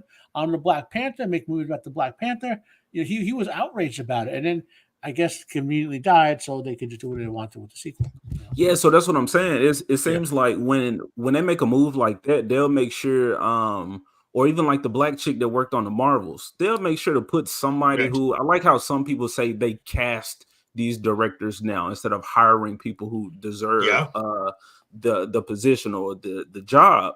And it seems like it seems like you can easily deflect any criticism away because, well, if you didn't like it, then take it up with the person who made it. I didn't make it. They had, the control. They could do whatever they wanted to do for the movie. So all of us black people looking at Ryan Coogler like, dude, what the fuck? How you let this happen in this movie? As opposed to, I would say, directing the energy towards the guy in control who I feel like gave them those like orders. Okay, you can make this movie, but make sure you do this, this, and that. Everything else is on you. And that's what the director of the Marvels came out and said. That she said this is not my film. This is Kevin Feige's film. Mm-hmm. Wow. But they'll put a face of it too, just like with the Star Wars thing, to deflect all human of shield. It's a human shield. Here's another thing that's being destroyed in the name of modern wokeism. So the two guys who did the team who did the original cartoon that most of us loved, they start on this project and then they left because of the changes that were being put in. That's scary. Yeah, one of which was announced today. I had it for my show tomorrow, but I'll talk about it today. Apparently, for those. By the way, has anyone not seen the show? I love the show. Yeah, I watched it. AJ, have you seen this one? AJ and Squeeka, have you guys seen this show? Yeah, for sure. Yes. Okay. No, you're young. I've never ever seen any of this. You need to see it, Squeeka. So it's wonderful. It's wonderful, but airbending. To talk about it's young and it's for and it's animated. Yeah. So to talk about this, this is spoilerific. Okay. So Sokka, one of the three main characters, right? At least the three initial main characters. Sokka. He starts as a sexist pig. Okay. And it's such to the point that his sexism is actually what frees Aang from the iceberg. Okay. That's how extreme it is. And he evolves over the course of the show as he interacts with females of who are capable and everything. He's like, maybe I'm wrong, and women are equal. We could all work. He evolves and grows, right? He got his ass whooped by some girls. Yeah, well, that happened multiple times, right? The Yoshi Warriors. Yeah. Then, what they're doing in the live craption is they're editing out his sexism, and they're saying that for that won't. How do they put it in the article? That isn't going to fly with the modern day or whatever. And I'm like, so they're saying that a character who starts out modern day, this show's not that old. But this is important. What these woke morons are saying is that a character who starts out sexist and learns he's wrong, you can't, it's wrong to show that on TV now. You know what I mean? That's how bad the wokeism has got. You can't even show people learning that they're wrong and changing. It's just, I had hopes for this thing because originally when the original creators were on this, and like It's frustrating because we had that horrible M. Night scam artist. That was not good. You know, I thought you was calling them Scamelon. I did, but I stumbled over That's it. the M. M. Night Night Shyamalan, Shyamalan ain't you gonna know. be working here no more. Yeah, and from the looks of this, like the previous trailer, it looked good. Yeah, like the costumes, the actors, you know, like they didn't go full on woke with the casting. Like for those who don't know, there are all different ethnic looking people in the Avatar universe. There are like European looking people, there are Asian looking people, there are African looking, there's all different people, and they showed them in this trailer that they're all mixed. That the orientation people have is really towards their element, not their skin color. Right. You know? So, but then I hear this thing with Sokka, and I'm like, if they change that with Sokka, what else are they going to change? Mm-hmm. You know, I mean, if they change Uncle Iroh, I'm gonna riot. No, Uncle Iroh looks like Uncle Iroh. The actor said the actors, everything looks good with this so far. It looks fantastic. Yeah. Now that they I'm say still that, gonna watch this. Or that the stuff is coming out. I think June, the bounty hunter, she didn't come until later on either. But they're already she's in like promotional. You're talking about the one riding the Shishu or whatever. I think she's in book 3. We've been told and they're also they're pulling some elements from forward in the show earlier. So and they're also showing Azula as well, which her character I loved in the animated show. I thought she was she was the actress. Best crazy girlfriend ever. If they're jumping all around like then where's Toph? Oh, you know what I mean? Like they better do Toph right, because Toph is my spirit animal. Yeah, she's my favorite. I read another change that they're making. Yeah, mine too. Is when he enters the Avatar state, it's going to be more difficult, and so he's not going to do it as often. Who's saying that these changes? Excuse me? Are the actual people that are? Well, the two guys who originally did the show, the animation, who left the show, said they were making these changes in an article maybe a year or so ago when they left the show, whenever it was. And then the Sokka thing happened in an article. Like a couple weeks ago. I thought it was like 3 days ago. I read it. I was going to talk about it just tomorrow on my show. Tomorrow I was going to talk about it. So I just want to throw this out there real quick, not because I hadn't heard that they might be mixing some things back and forth, but I did think that when I saw the trailer because of what's her face, June. She actually is in a season 1 episode called Batu of the Water Tribe, and then she comes back in season 3. So they might still pull some things in there, especially considering like Zuko's family. So that's might be why we're seeing a Zulu, might get some flashbacks and things like that, and get a little bit more of his kind of behind the scenes. And I just, my 2 cents on this, the trailer won me over briefly, and I'm like, this looks great. And then I was reminded of the creators leaving, and it doesn't mean that they couldn't do it. And then the news came out about changing Sokka's character. Still doesn't mean that they can't make something interesting and pretty good. I'm losing every little bit of faith. I will watch it because I'm sure I'm going to know people who are going to want to talk about it. I'm certainly going to watch it, and I'm going to want to talk about it. Yeah. And Squeeka, you need to watch the animation. I mean, for one, really good. You'll like it. If you like Aliens and Terminator, it's kind of like the same thing. It's as good as those. It's as good as those. Hey, he looks pretty good. I sounded real gay just then. I had to stop. I like how you say just then, AJ. Like it's not a common occurrence. I'm comfortable enough being straight to say, dude got into shape for that role. Oh, that's Jet. Yeah, don't move, Roman. No, not Jet. Ozai. Look at what it says right there. Okay. So, and who knows? He added Netflix live adaptation of Avatar has the potential to be good. It might turn out to be a show many of you end up enjoying. What I can be certain about is that whatever version of it on screen will not be what Brian and I envisioned or intended to make. And Brian and I are the original creators of the cartoon. Mm-hmm. So, and this is from Bound. So they're going to screw it up again because this is the second remake. To be fair, but this is remember the other one was a movie, so it was a very you got that flash in the pan. This is a full series. So I'm going to say this as far as Netflix goes. So I mean, as Matt has said on previous shows, Netflix just brings in everything, so that they got there's some really good stuff, and there's some stuff that's questionable. Like I went into watching a series just last year, which I thought, okay, this is going to be some woke garbage. Ended up loving it. Was the Wednesday.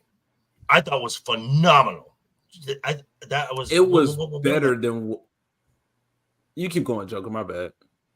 I mean, I thought that. I mean, granted, the show.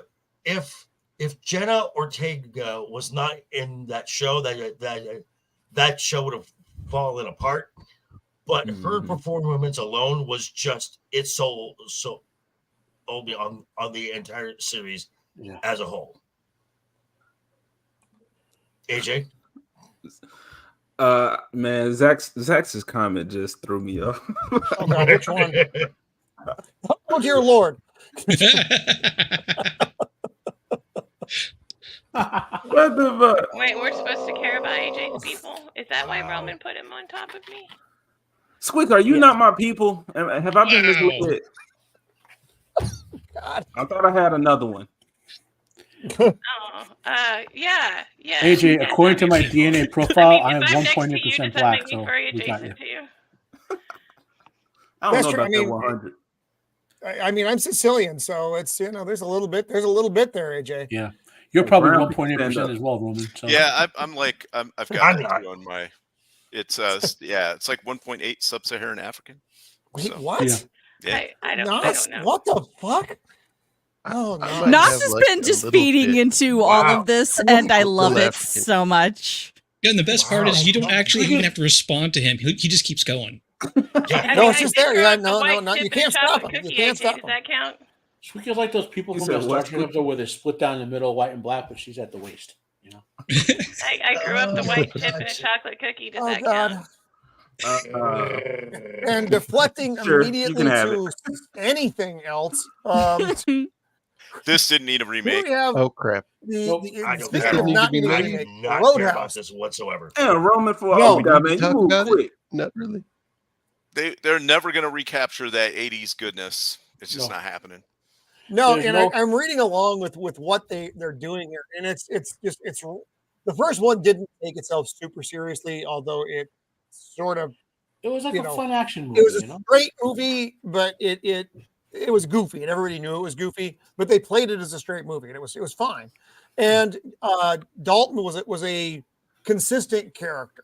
And reading about what they're doing here, one, they've got him. He's an ex-UFC fighter. He'll taunt his enemies while he's fighting, and it's just a lot of things that don't work. The bar owner is now a gal, not the dude. There's although it's funny though because the director is the guy Born Identity, Edge of Tomorrow. So, but this doesn't look like it's going to be a good product, and it's a remake of something that absolutely and it's not going to have Sam Elliott in it. So what's the point? Also true. Right. I can only imagine that the style of fighting is going to be like MMA in ring fighting, where they're going to you're going to see arm bars in real life, which you never see because people get slammed or stabbed, and like I can only imagine what they're going to do with the fighting is given how they're setting it up. Well, okay, at least they have a real UFC fighter in it. You're telling me on Rotten Tomatoes it's a 41%? Who's doing these reviews? Yeah. I'm talking about the old one from '89. Oh, really? It's only 41%. Only 40. Yeah. Is that audience or is that critic? I just looked at the thing that popped up on the. We talked about this 5 minutes ago, right there on the top right. Rumor: Marvel bringing back Iron Fist with female lead. Oh yeah, I've seen that. God. Yeah. Iron Fist has enough problems. Actually, Iron Fist is a topic we're gonna touch on briefly. But again, Roadhouse. Daisy really look what else Daisy really said. Look what else. She also said not only said sexism is blown out of proportion. She said racism is blown out of proportion too. I wonder if they got to her and said, Daisy, you have to say the following things every time you open your mouth on the press junkie. That's all you have to say. That's what Roman tells me. gives me this whole long list of things I'm allowed to say every week. And then I add in extra stuff on that list. I haven't seen anything about this at all. What's this? To Nosferatu's comment before you get there, in the John Wick films, when he's on the ground with the guy in an armbar, he shoots them in the head before they can pick him up and body slam him. So that's the difference between what they did in the Wick films versus what they're going to do in Crap House. So this Monkey Man, I think, looks interesting. This looks good. I do. The trailer looks really good. So you've got Dev Patel, Slumdog Millionaire, Hotel Mumbai, The Green Knight, which I loved. Follows an ex-con hunting down the men who killed his mother. Now, what you do, after just reading this and watching the preview, you get a lot of John Wick vibes. Yeah. So we'll see how this. But to be frank, I like the John Wick movies. I didn't even give a fuck about the plot. I like the endless line of clever and interesting ways to kill people.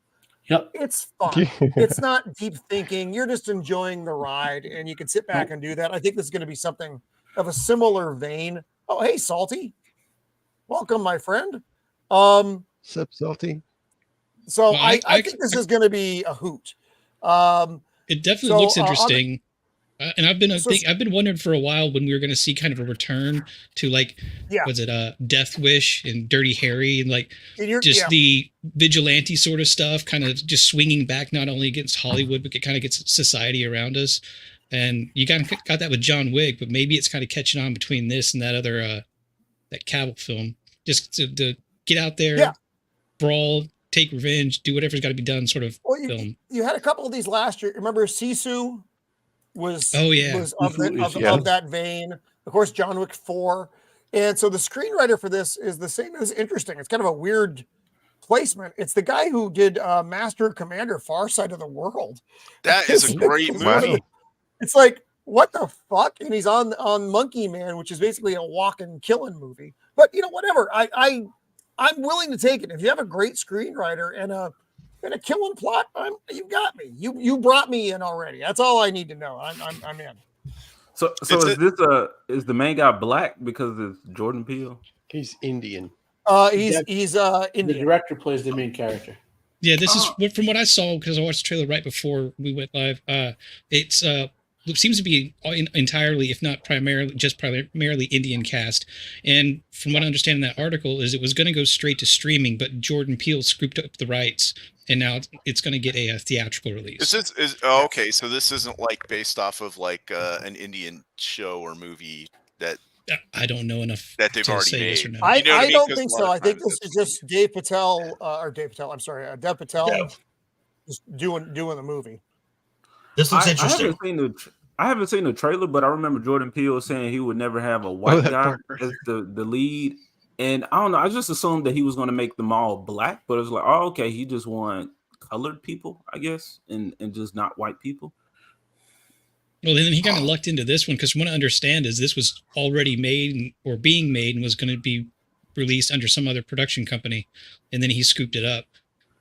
It's funny. He might have had some say so with post production, but it at least sounded to me like he didn't have much say so from the get-go. I think he just opened the gateway to an American release. We talked about this a few minutes ago.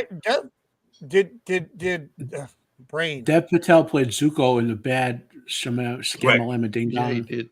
Right, Shamalama Ding Dong. Did you guys see The Green Knight? Did anybody see The Green Knight other than me? I have not. I want to see it. The Green Hornet. No, The Green Knight. It's an Arthurian tale. Big fucking difference, AJ. It's a really good movie. If you haven't seen it, I do recommend it.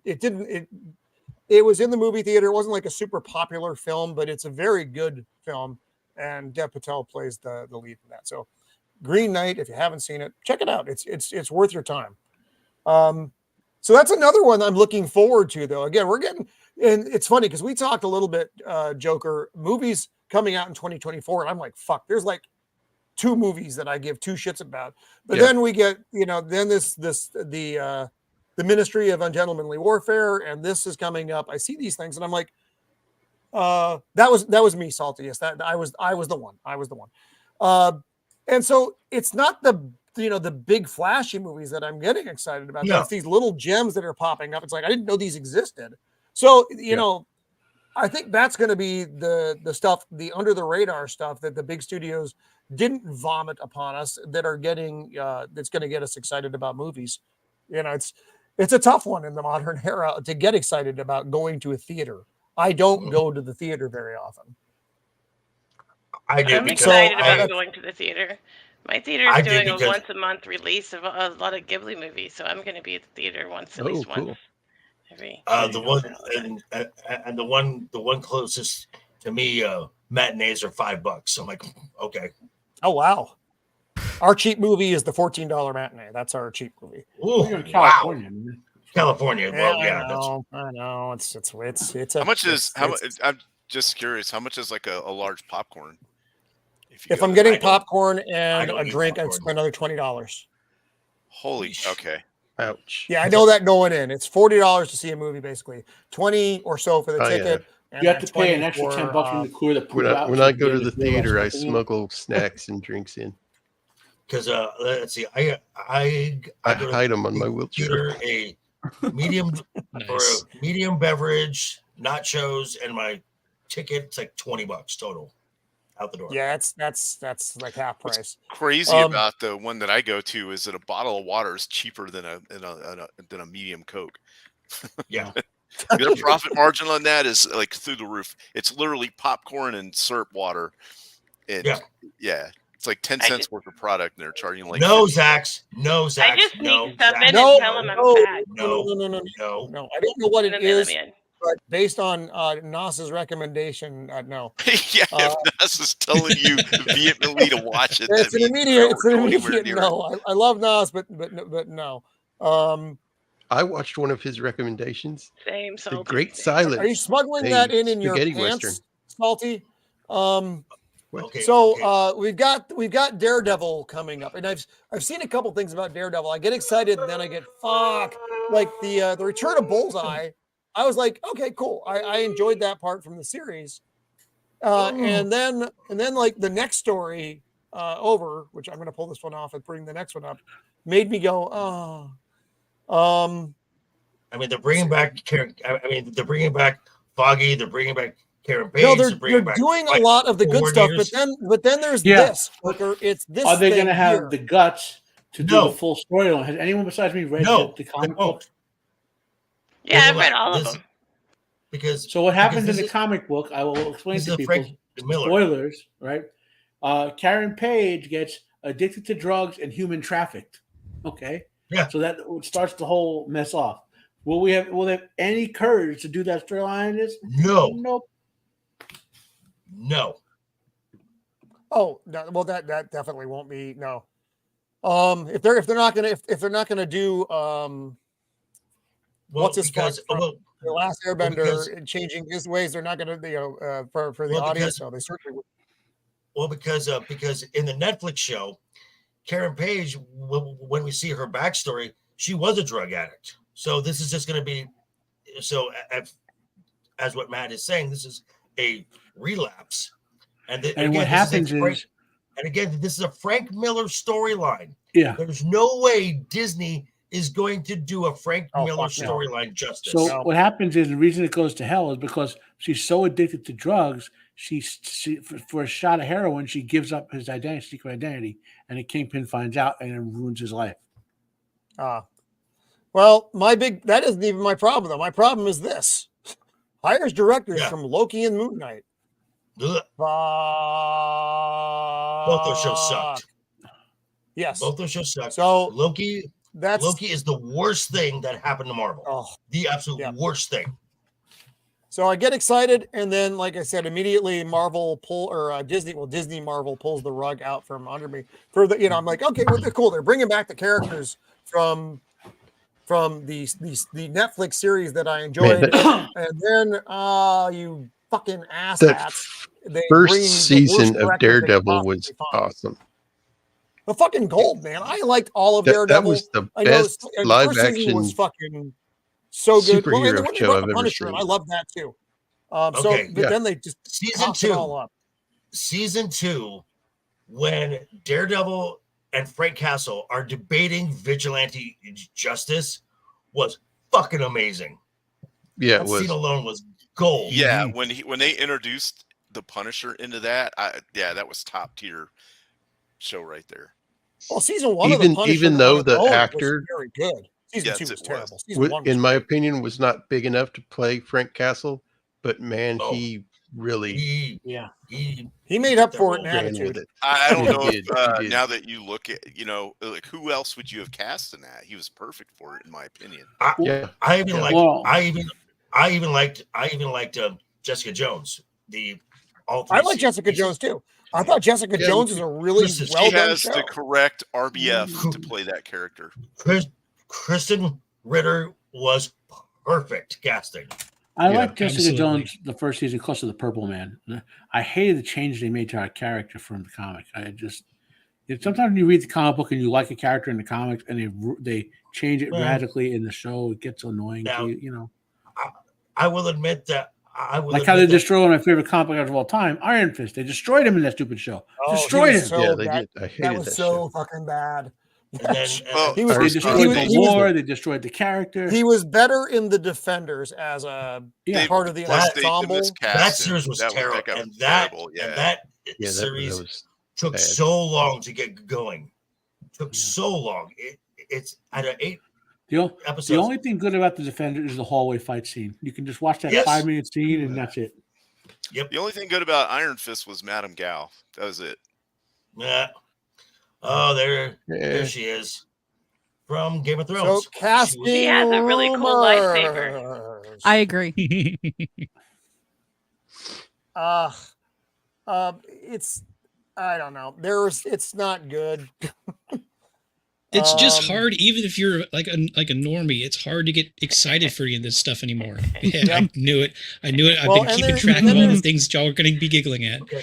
And again, I'm gonna go back. I'm gonna go back to Squeeka and Mando are like Beavis and Butthead.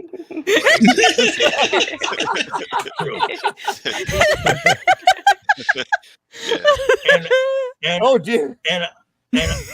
And I'm just gonna go back. To Gary's latest video where he had clips of writers and showrunners of pretty much every Marvel Disney show and some films where they actively said we knew nothing about the comics. They knew nothing. And you can tell.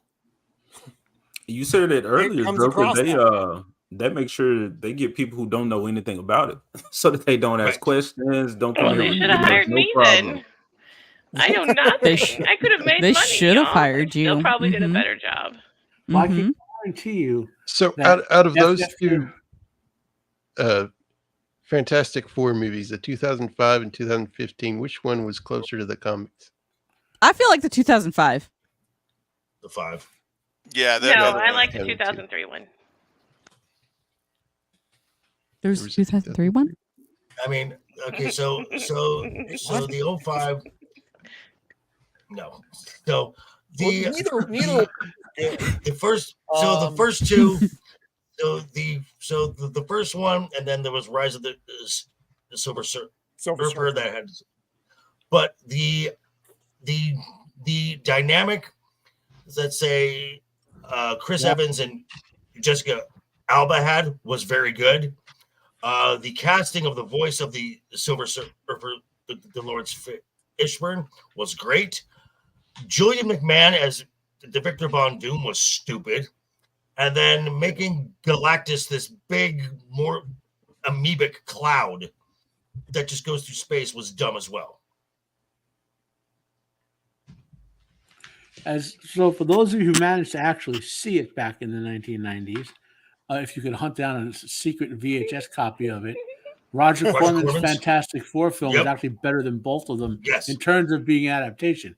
It's still a horrible movie, mind you, but at least it attempts to. No, Corman's done some good movies in the past, so I don't want to nail on Roger Corman. But like this movie was so bad, this was done basically to retain the rights. That's why they did this movie. Yeah. But compared to what the crap, they ruined Doctor Doom. You were talking about, and Doom McMahon's a good actor, right? They could have done a good Doctor Doom with him. Instead, they ruined it with that. They turned him into like Magic Iron Man, like not even Magic Iron Man, like Havoc, like the X-Men Havoc. They turned him into Havoc wearing Doctor Doom's armor, basically. Yeah, the dude from the 1980s Flash Gordon, the Spy Master guy, he was a better Doctor Doom than that. Yeah. And he's not even Doctor Doom. He just kind of looked like him. And like you said, they ruined Galactus in that, you know. I think that's pretty much it for our news. We got Reacher season 3 in here. That's fine. I'm looking forward to it. It's just it's which book they're taking it from, and he's just tracking down some more guys to kill. That's basically what the only change to note there, Roman, would be Neely is not in the book they're adapting, but she is going to be in the show. Right, and I guess they're gonna, because she was in season 1. I actually don't remember her being in season 1, but I know she was. She came in the second to last episode. I believe. Yeah, she was kind of a very that's why I don't remember right. being there. Yeah. But they've done a great job at that show. I'm looking forward to season 3, so at least there's something to look forward to down the road. Yeah. Most of it isn't in on the big screen. We talked about a lot of stuff tonight. Those couple of things though. The Ministry of Ungentlemanly Warfare, and then Monkey Man. Those look great. Roadhouse, fuck no. Yeah. Avatar looks good, but the more I read about Avatar, the less excited I am about it. You know, it's just the way things have been going. If we're lucky, remake one of those will be good. The remake of Roadhouse looks like the remake of Point Break. Oh yeah, again, why the fuck does that exist? Red Dawn 2 or Red Dawn 2, Red Dawn 2012. Why the fuck does that exist? The Thing 2011. Why the fuck does that exist? There are things you just shouldn't fucking touch. And Roadhouse definitely doesn't fucking need to exist in a new and improved form. It was a movie of its time. It never should have existed in the first place. Not a fan of the original Roadhouse. No, I hate Patrick Swayze. In the same way, Joker's had some hot takes tonight. Joker's had some hot takes tonight. He's giving AJ a run for his money in the hot take department. If you want to see a really good movie with Patrick Swayze, it's not because of Patrick Swayze. It's called Black Dog, where Meatloaf plays a psychotic truck driver. Yeah. Meatloaf is all those words put together, Matt, are hilarious. Meatloaf is the singer who occasionally acts. If you've never heard of Meatloaf, he's one of the greatest. It sounds like you just asked AI to write the premise of a movie. Right? Well, that's what they've probably been using to write all these new scripts anyway. It has all that dark humor in it, and Meatloaf just takes it and goes for it. He plays this like psychotic evil truck driver. We all know that Meatloaf's best theatrical role was as the dad in Pick a Destiny. With the song, the Kickapoo song. Mm-hmm. I don't know what you're talking about. Oh, you haven't seen Tenacious D movie? Yeah, Tenacious D movie. I haven't seen that. I don't. I know what they are. I don't know enough about it to speak even mildly intelligent. Fuck my brain. All right, roll that back and try being intelligent again. He was really good in it because it's like a kind of a musical thing. Well, you don't like Meatloaf as Eddie, the delivery boy, who gets turned into a corpse like 5 minutes into the Rocky Horror Picture Show. What Bush? What? That's from Ghost. What? From Ghost. What? Ghost. I've never seen. I've never seen. Ghost. I don't remember that scene. Seen Ghost, Squeeka? Come on. I'm glad. No, I haven't seen a lot of movies. Leave me alone. I figured you would at least. That's right. You leave her alone. No, Don't I haven't bother seen seeing Ghost. Ghost. Oh, actually, and Zach's you're bringing up a movie. We're going to be talking about this probably in about 2 weeks or so. What's going on? That was not me and my crazy ass typing this time. I think Matt. It's okay. You're just writing me love letters. I don't know what just happened. I think Matt was getting a phone call from France. We finally found him. Let Jacob talk about the Great Silent. The French found him. The French found him. Forever. Viva la revolution!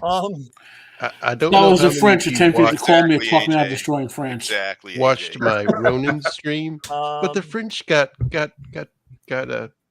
slapped around a little bit. Oh, that was We're gonna say, "Oh God," a lot, glorious. AJ. That was glorious when like all these French people were standing there and they just open up with machine gun fire and take them all down. It was like great. What are we? Roman, wait, just go back and watch Jacob's last stream on Ronin, and Yeah, go Matt get it. has Oh. opinions on the French. Lots of opinions, and apparently everyone hates the French. I thought we all knew that, but apparently there are people who didn't know that you're supposed to hate France. And French. And the classic scene, like all these people being gunned down and blown up in France, right? And the French send one police car to see what's going on. Seems legit. And it's not even a big police car; it's like a tiny one. I love the French. So- They have good pasta. They made spaghetti God. and all that The delicious French stuff. stole that's their not the entire French. culture from my people. You're thinking Well, of the toast. on that note, I think we'll wrap it up. I We love learned a good lot French tonight. cannoli. I don't know what we learned, but we did learn a lot. I got to give Squeeka a new list. So Oh no, It's okay, Squeeka. We'll adjust the list again. I can't print But out another I- 10-page document. oh God, I do no wait. Don't what? read it. Just I sign do your wanna name. Thank our That's what he said the last our- time, and I ended up oh, soulless.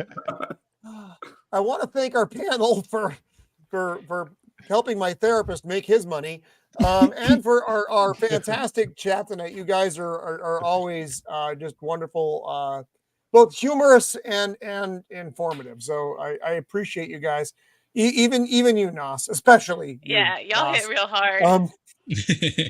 Oh my God. So let's go around and say didn't what say we anything got about that. coming up in the future streams to come. My good friend Shieldwall, what do you have coming up, buddy? Yeah, Let's what you got see. coming up? Next week, well, if Jacob invites me, I'll be on his show. I can't remember what we're doing.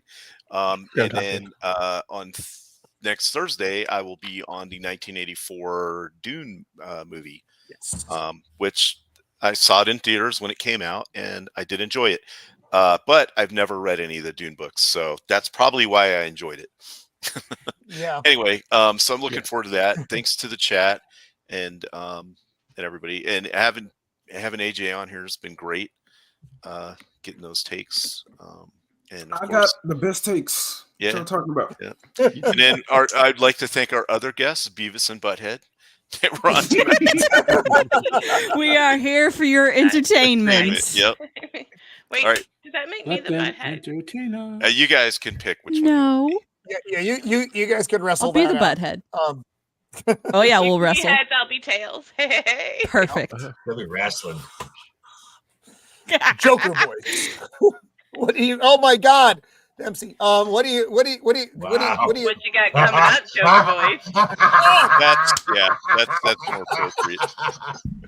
Oh, my God, that Joker. is wonderful. That is wonderful.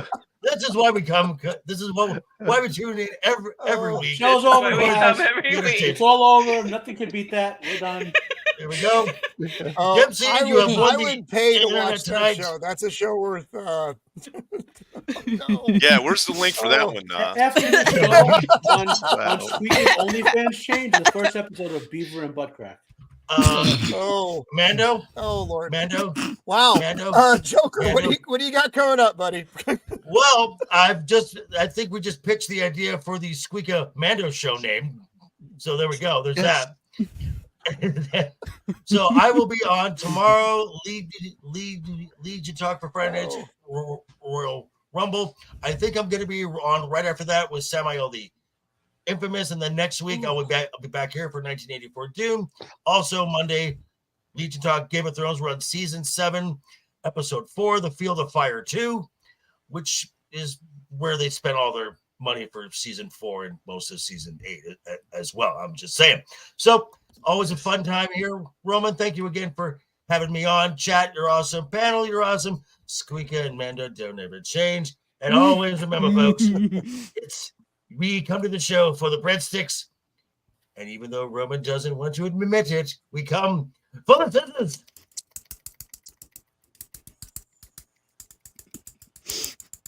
my soul leaving my body, folks. Just save yourself the trouble. I don't have a soul. I hope nobody. Because I took it. Well. Stop being gay. Wait, what? Beard of Liberty. When not patrolling your property, what else do you have going on, buddy? How do you know I do that? You watching me? That's not safe, buddy. No. Do you have your fence posts painted purple? Because if they're not, I'm all up in there. All right, moving on. Let's see. After the weekend on Monday at 8:30, JT and I will be reviewing Groundhog Day. R2's got the night off, so it's just us two. It's his channel. He's out of the house, so we're going to throw a party. So who knows what's going to happen? Comb the beard. Comb the beard.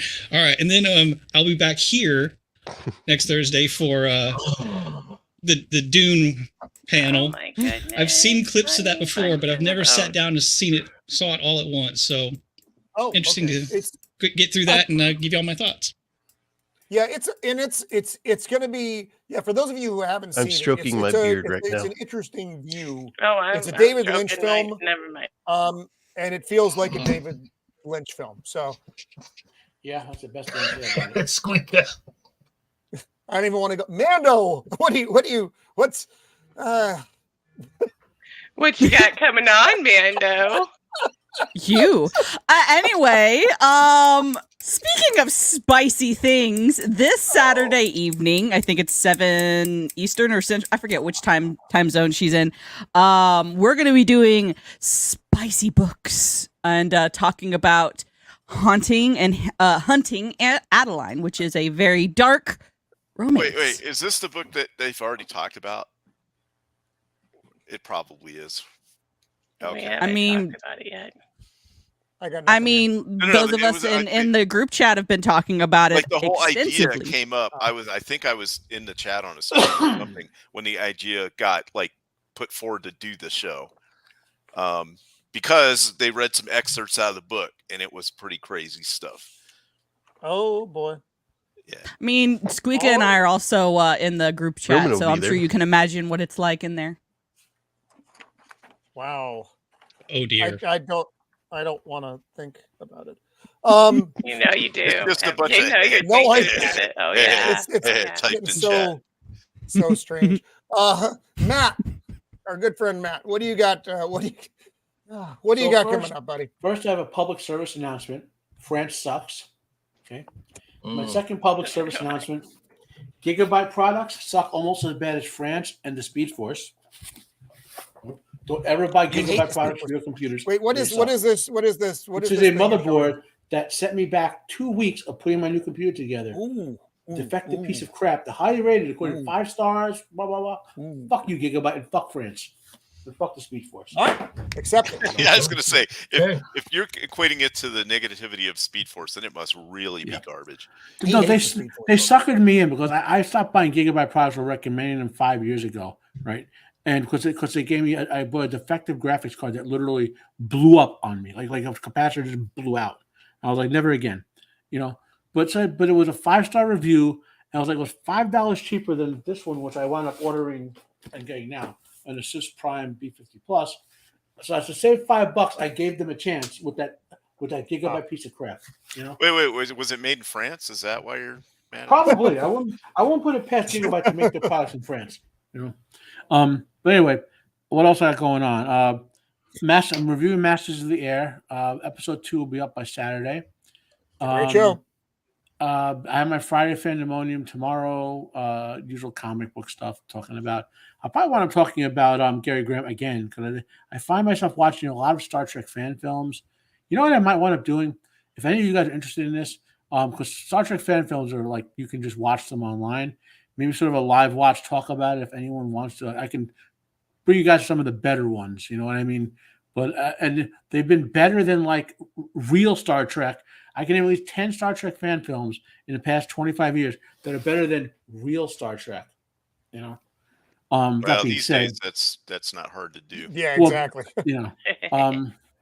What else I got going on? Something with Jacob. He'll give me his calendar and we'll see what we tend to watch a lot of the same movies, so I guess it will be that. Next Thursday, Dune, the David Lynch movie version. By the way, for those of you who are curious about reading it, you only really have to read Dune and Dune Messiah. Everything else that Herbert wrote after that and then his kid wrote are interesting supplemental materials or following materials, but the true story of Dune is in Dune and Dune Messiah. Okay, the other stuff is interesting, just not core to it. What else I got going on? I might start, since all the TV shows I've been doing are done, except for obviously I'll have another episode of Sharp out soon. I might actually start. Good show. Yep. I might start doing Avatar: The Last Airbender, just to, I just finished Yu Yu Hakusho. That's actually a good Netflix adaptation of the 5 episodes. Was pretty good. If you've never seen the anime before or read the manga, this would give you enough of a taste to see whether you want to read the manga or watch the anime. What else going on? That's all I can remember right now. All right. Well, there's a lot in there, Matt. There's a lot. Yeah. I'm a busy man. So thank you for being here again. What de la France? What de la France? And Jacob Ironside, Master of Raccoons. What do you got coming up, buddy? Yes. Tomorrow I will be on Potato Raven's channel, and we'll be talking about Catherine the Great. Catherine the Great. Tuesday, and this is total coincidence, by the way. I've been planning it since last year because I missed it last year. I will also be doing Groundhog Day the next day. That's how it works sometimes. Groundhogs. And the next day will be Groundhog Day, and the next day will be Groundhog. Yeah, you just get to relive it. Yeah. Bored. By the way, and I'll be here next week. I'll be here next week for the Dune movie, and that's it. That's all I got coming up so far. By the way, and I will have a schedule out before too long. What was that, Matt? I was going to say, as the only member of the Congress of the state of Matt, I am formally declaring myself a sanctuary state for all the hot French chicks who are going to be displaced when we destroy France. I have room for at least 15 of you in my kitchen. Nice. 10 in my bedroom. And 10 in my living room. It's fine. So, it's very kind of you, Matt. Very kind of you. Yep, Matt's place is going to be up to for a modern audience. AJ, what do you got coming up, my friends? Man, Saturday. Will I be streaming Saturday? I think so. I forgot. I think something's coming up Saturday. Anyway, I stream Saturday and Tuesday, Saturday morning and Tuesday night. I need to put out more videos, but you won't know what I put out unless you subscribe to the channel. So just do that. We'll see what happens. I'll talk about stuff. I'm glad you were able to come back. After, like I said, it's been quite a hiatus. So I'm glad you were here. I'm going to hit you up. I'm going to throw something at you after the show. I just want to see if you're interested or not. Make sure you do. And it doesn't involve 2 dudes on a motorcycle wearing no pants. So there won't be any shocking things like that. But you're the 2 dudes on a motorcycle for me, right? Yes, of course. That goes without saying. So Squeeka, what is going on in the world of Squeeka? What have I got coming up?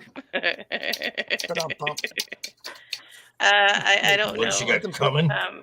Yeah. Well, we've got the spicy book thingy this weekend with Mando and Vex and I think Nadia and I don't know. Oh, wow. Everybody. That's quite the cacophony of folks. I know. I think also Miss Sassy might make an appearance. Oh wow. Yeah. One might say it's a kerfuffle. What time was that again, Squeeka? On Saturday? The right time and the best time. On a Saturday. Romina will be on there. Let me take a Roman's look. Alter ego, right? It's going to be 7 p.m. Eastern, so 6 p.m. Central.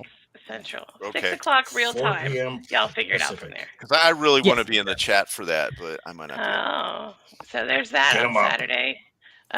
Whatever links this Roman guy sends to me, I might show up for those.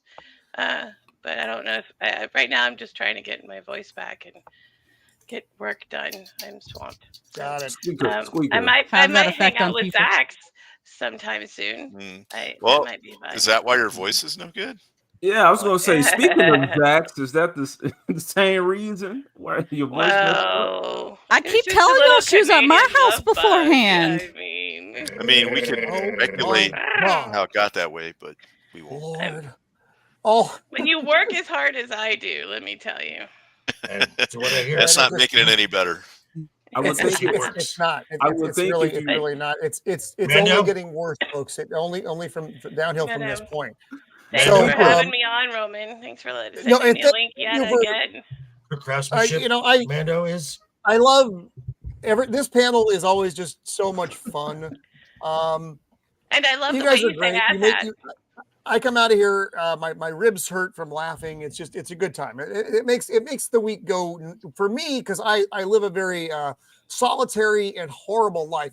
This is a real highlight, so it's nice. Thank you for being here. I appreciate you guys. Did anyone see the meme I made a while back? Oh, and to go back to things real quick. Yeah, Pippin. Beard of Liberty. Did you know about the purple paint? I had no idea what you're talking about there. So purple paint. It's Texas Penal Code 30.05. Purple paint.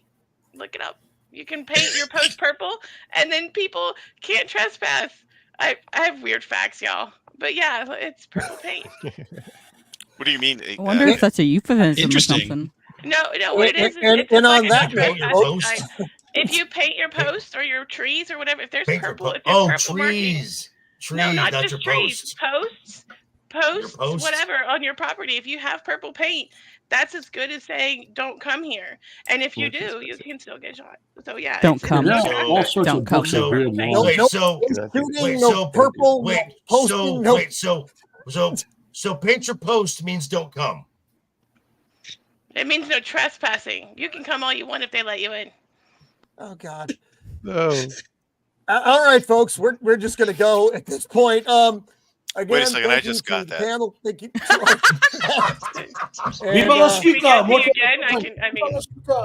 And make sure if you stuck around this long, make sure you check out everybody's info is in the description for the show, and we've got AJ's link in there as well if you wish to have him contract art projects for you for a nominal fee. But thanks everyone, and until next time, be kind.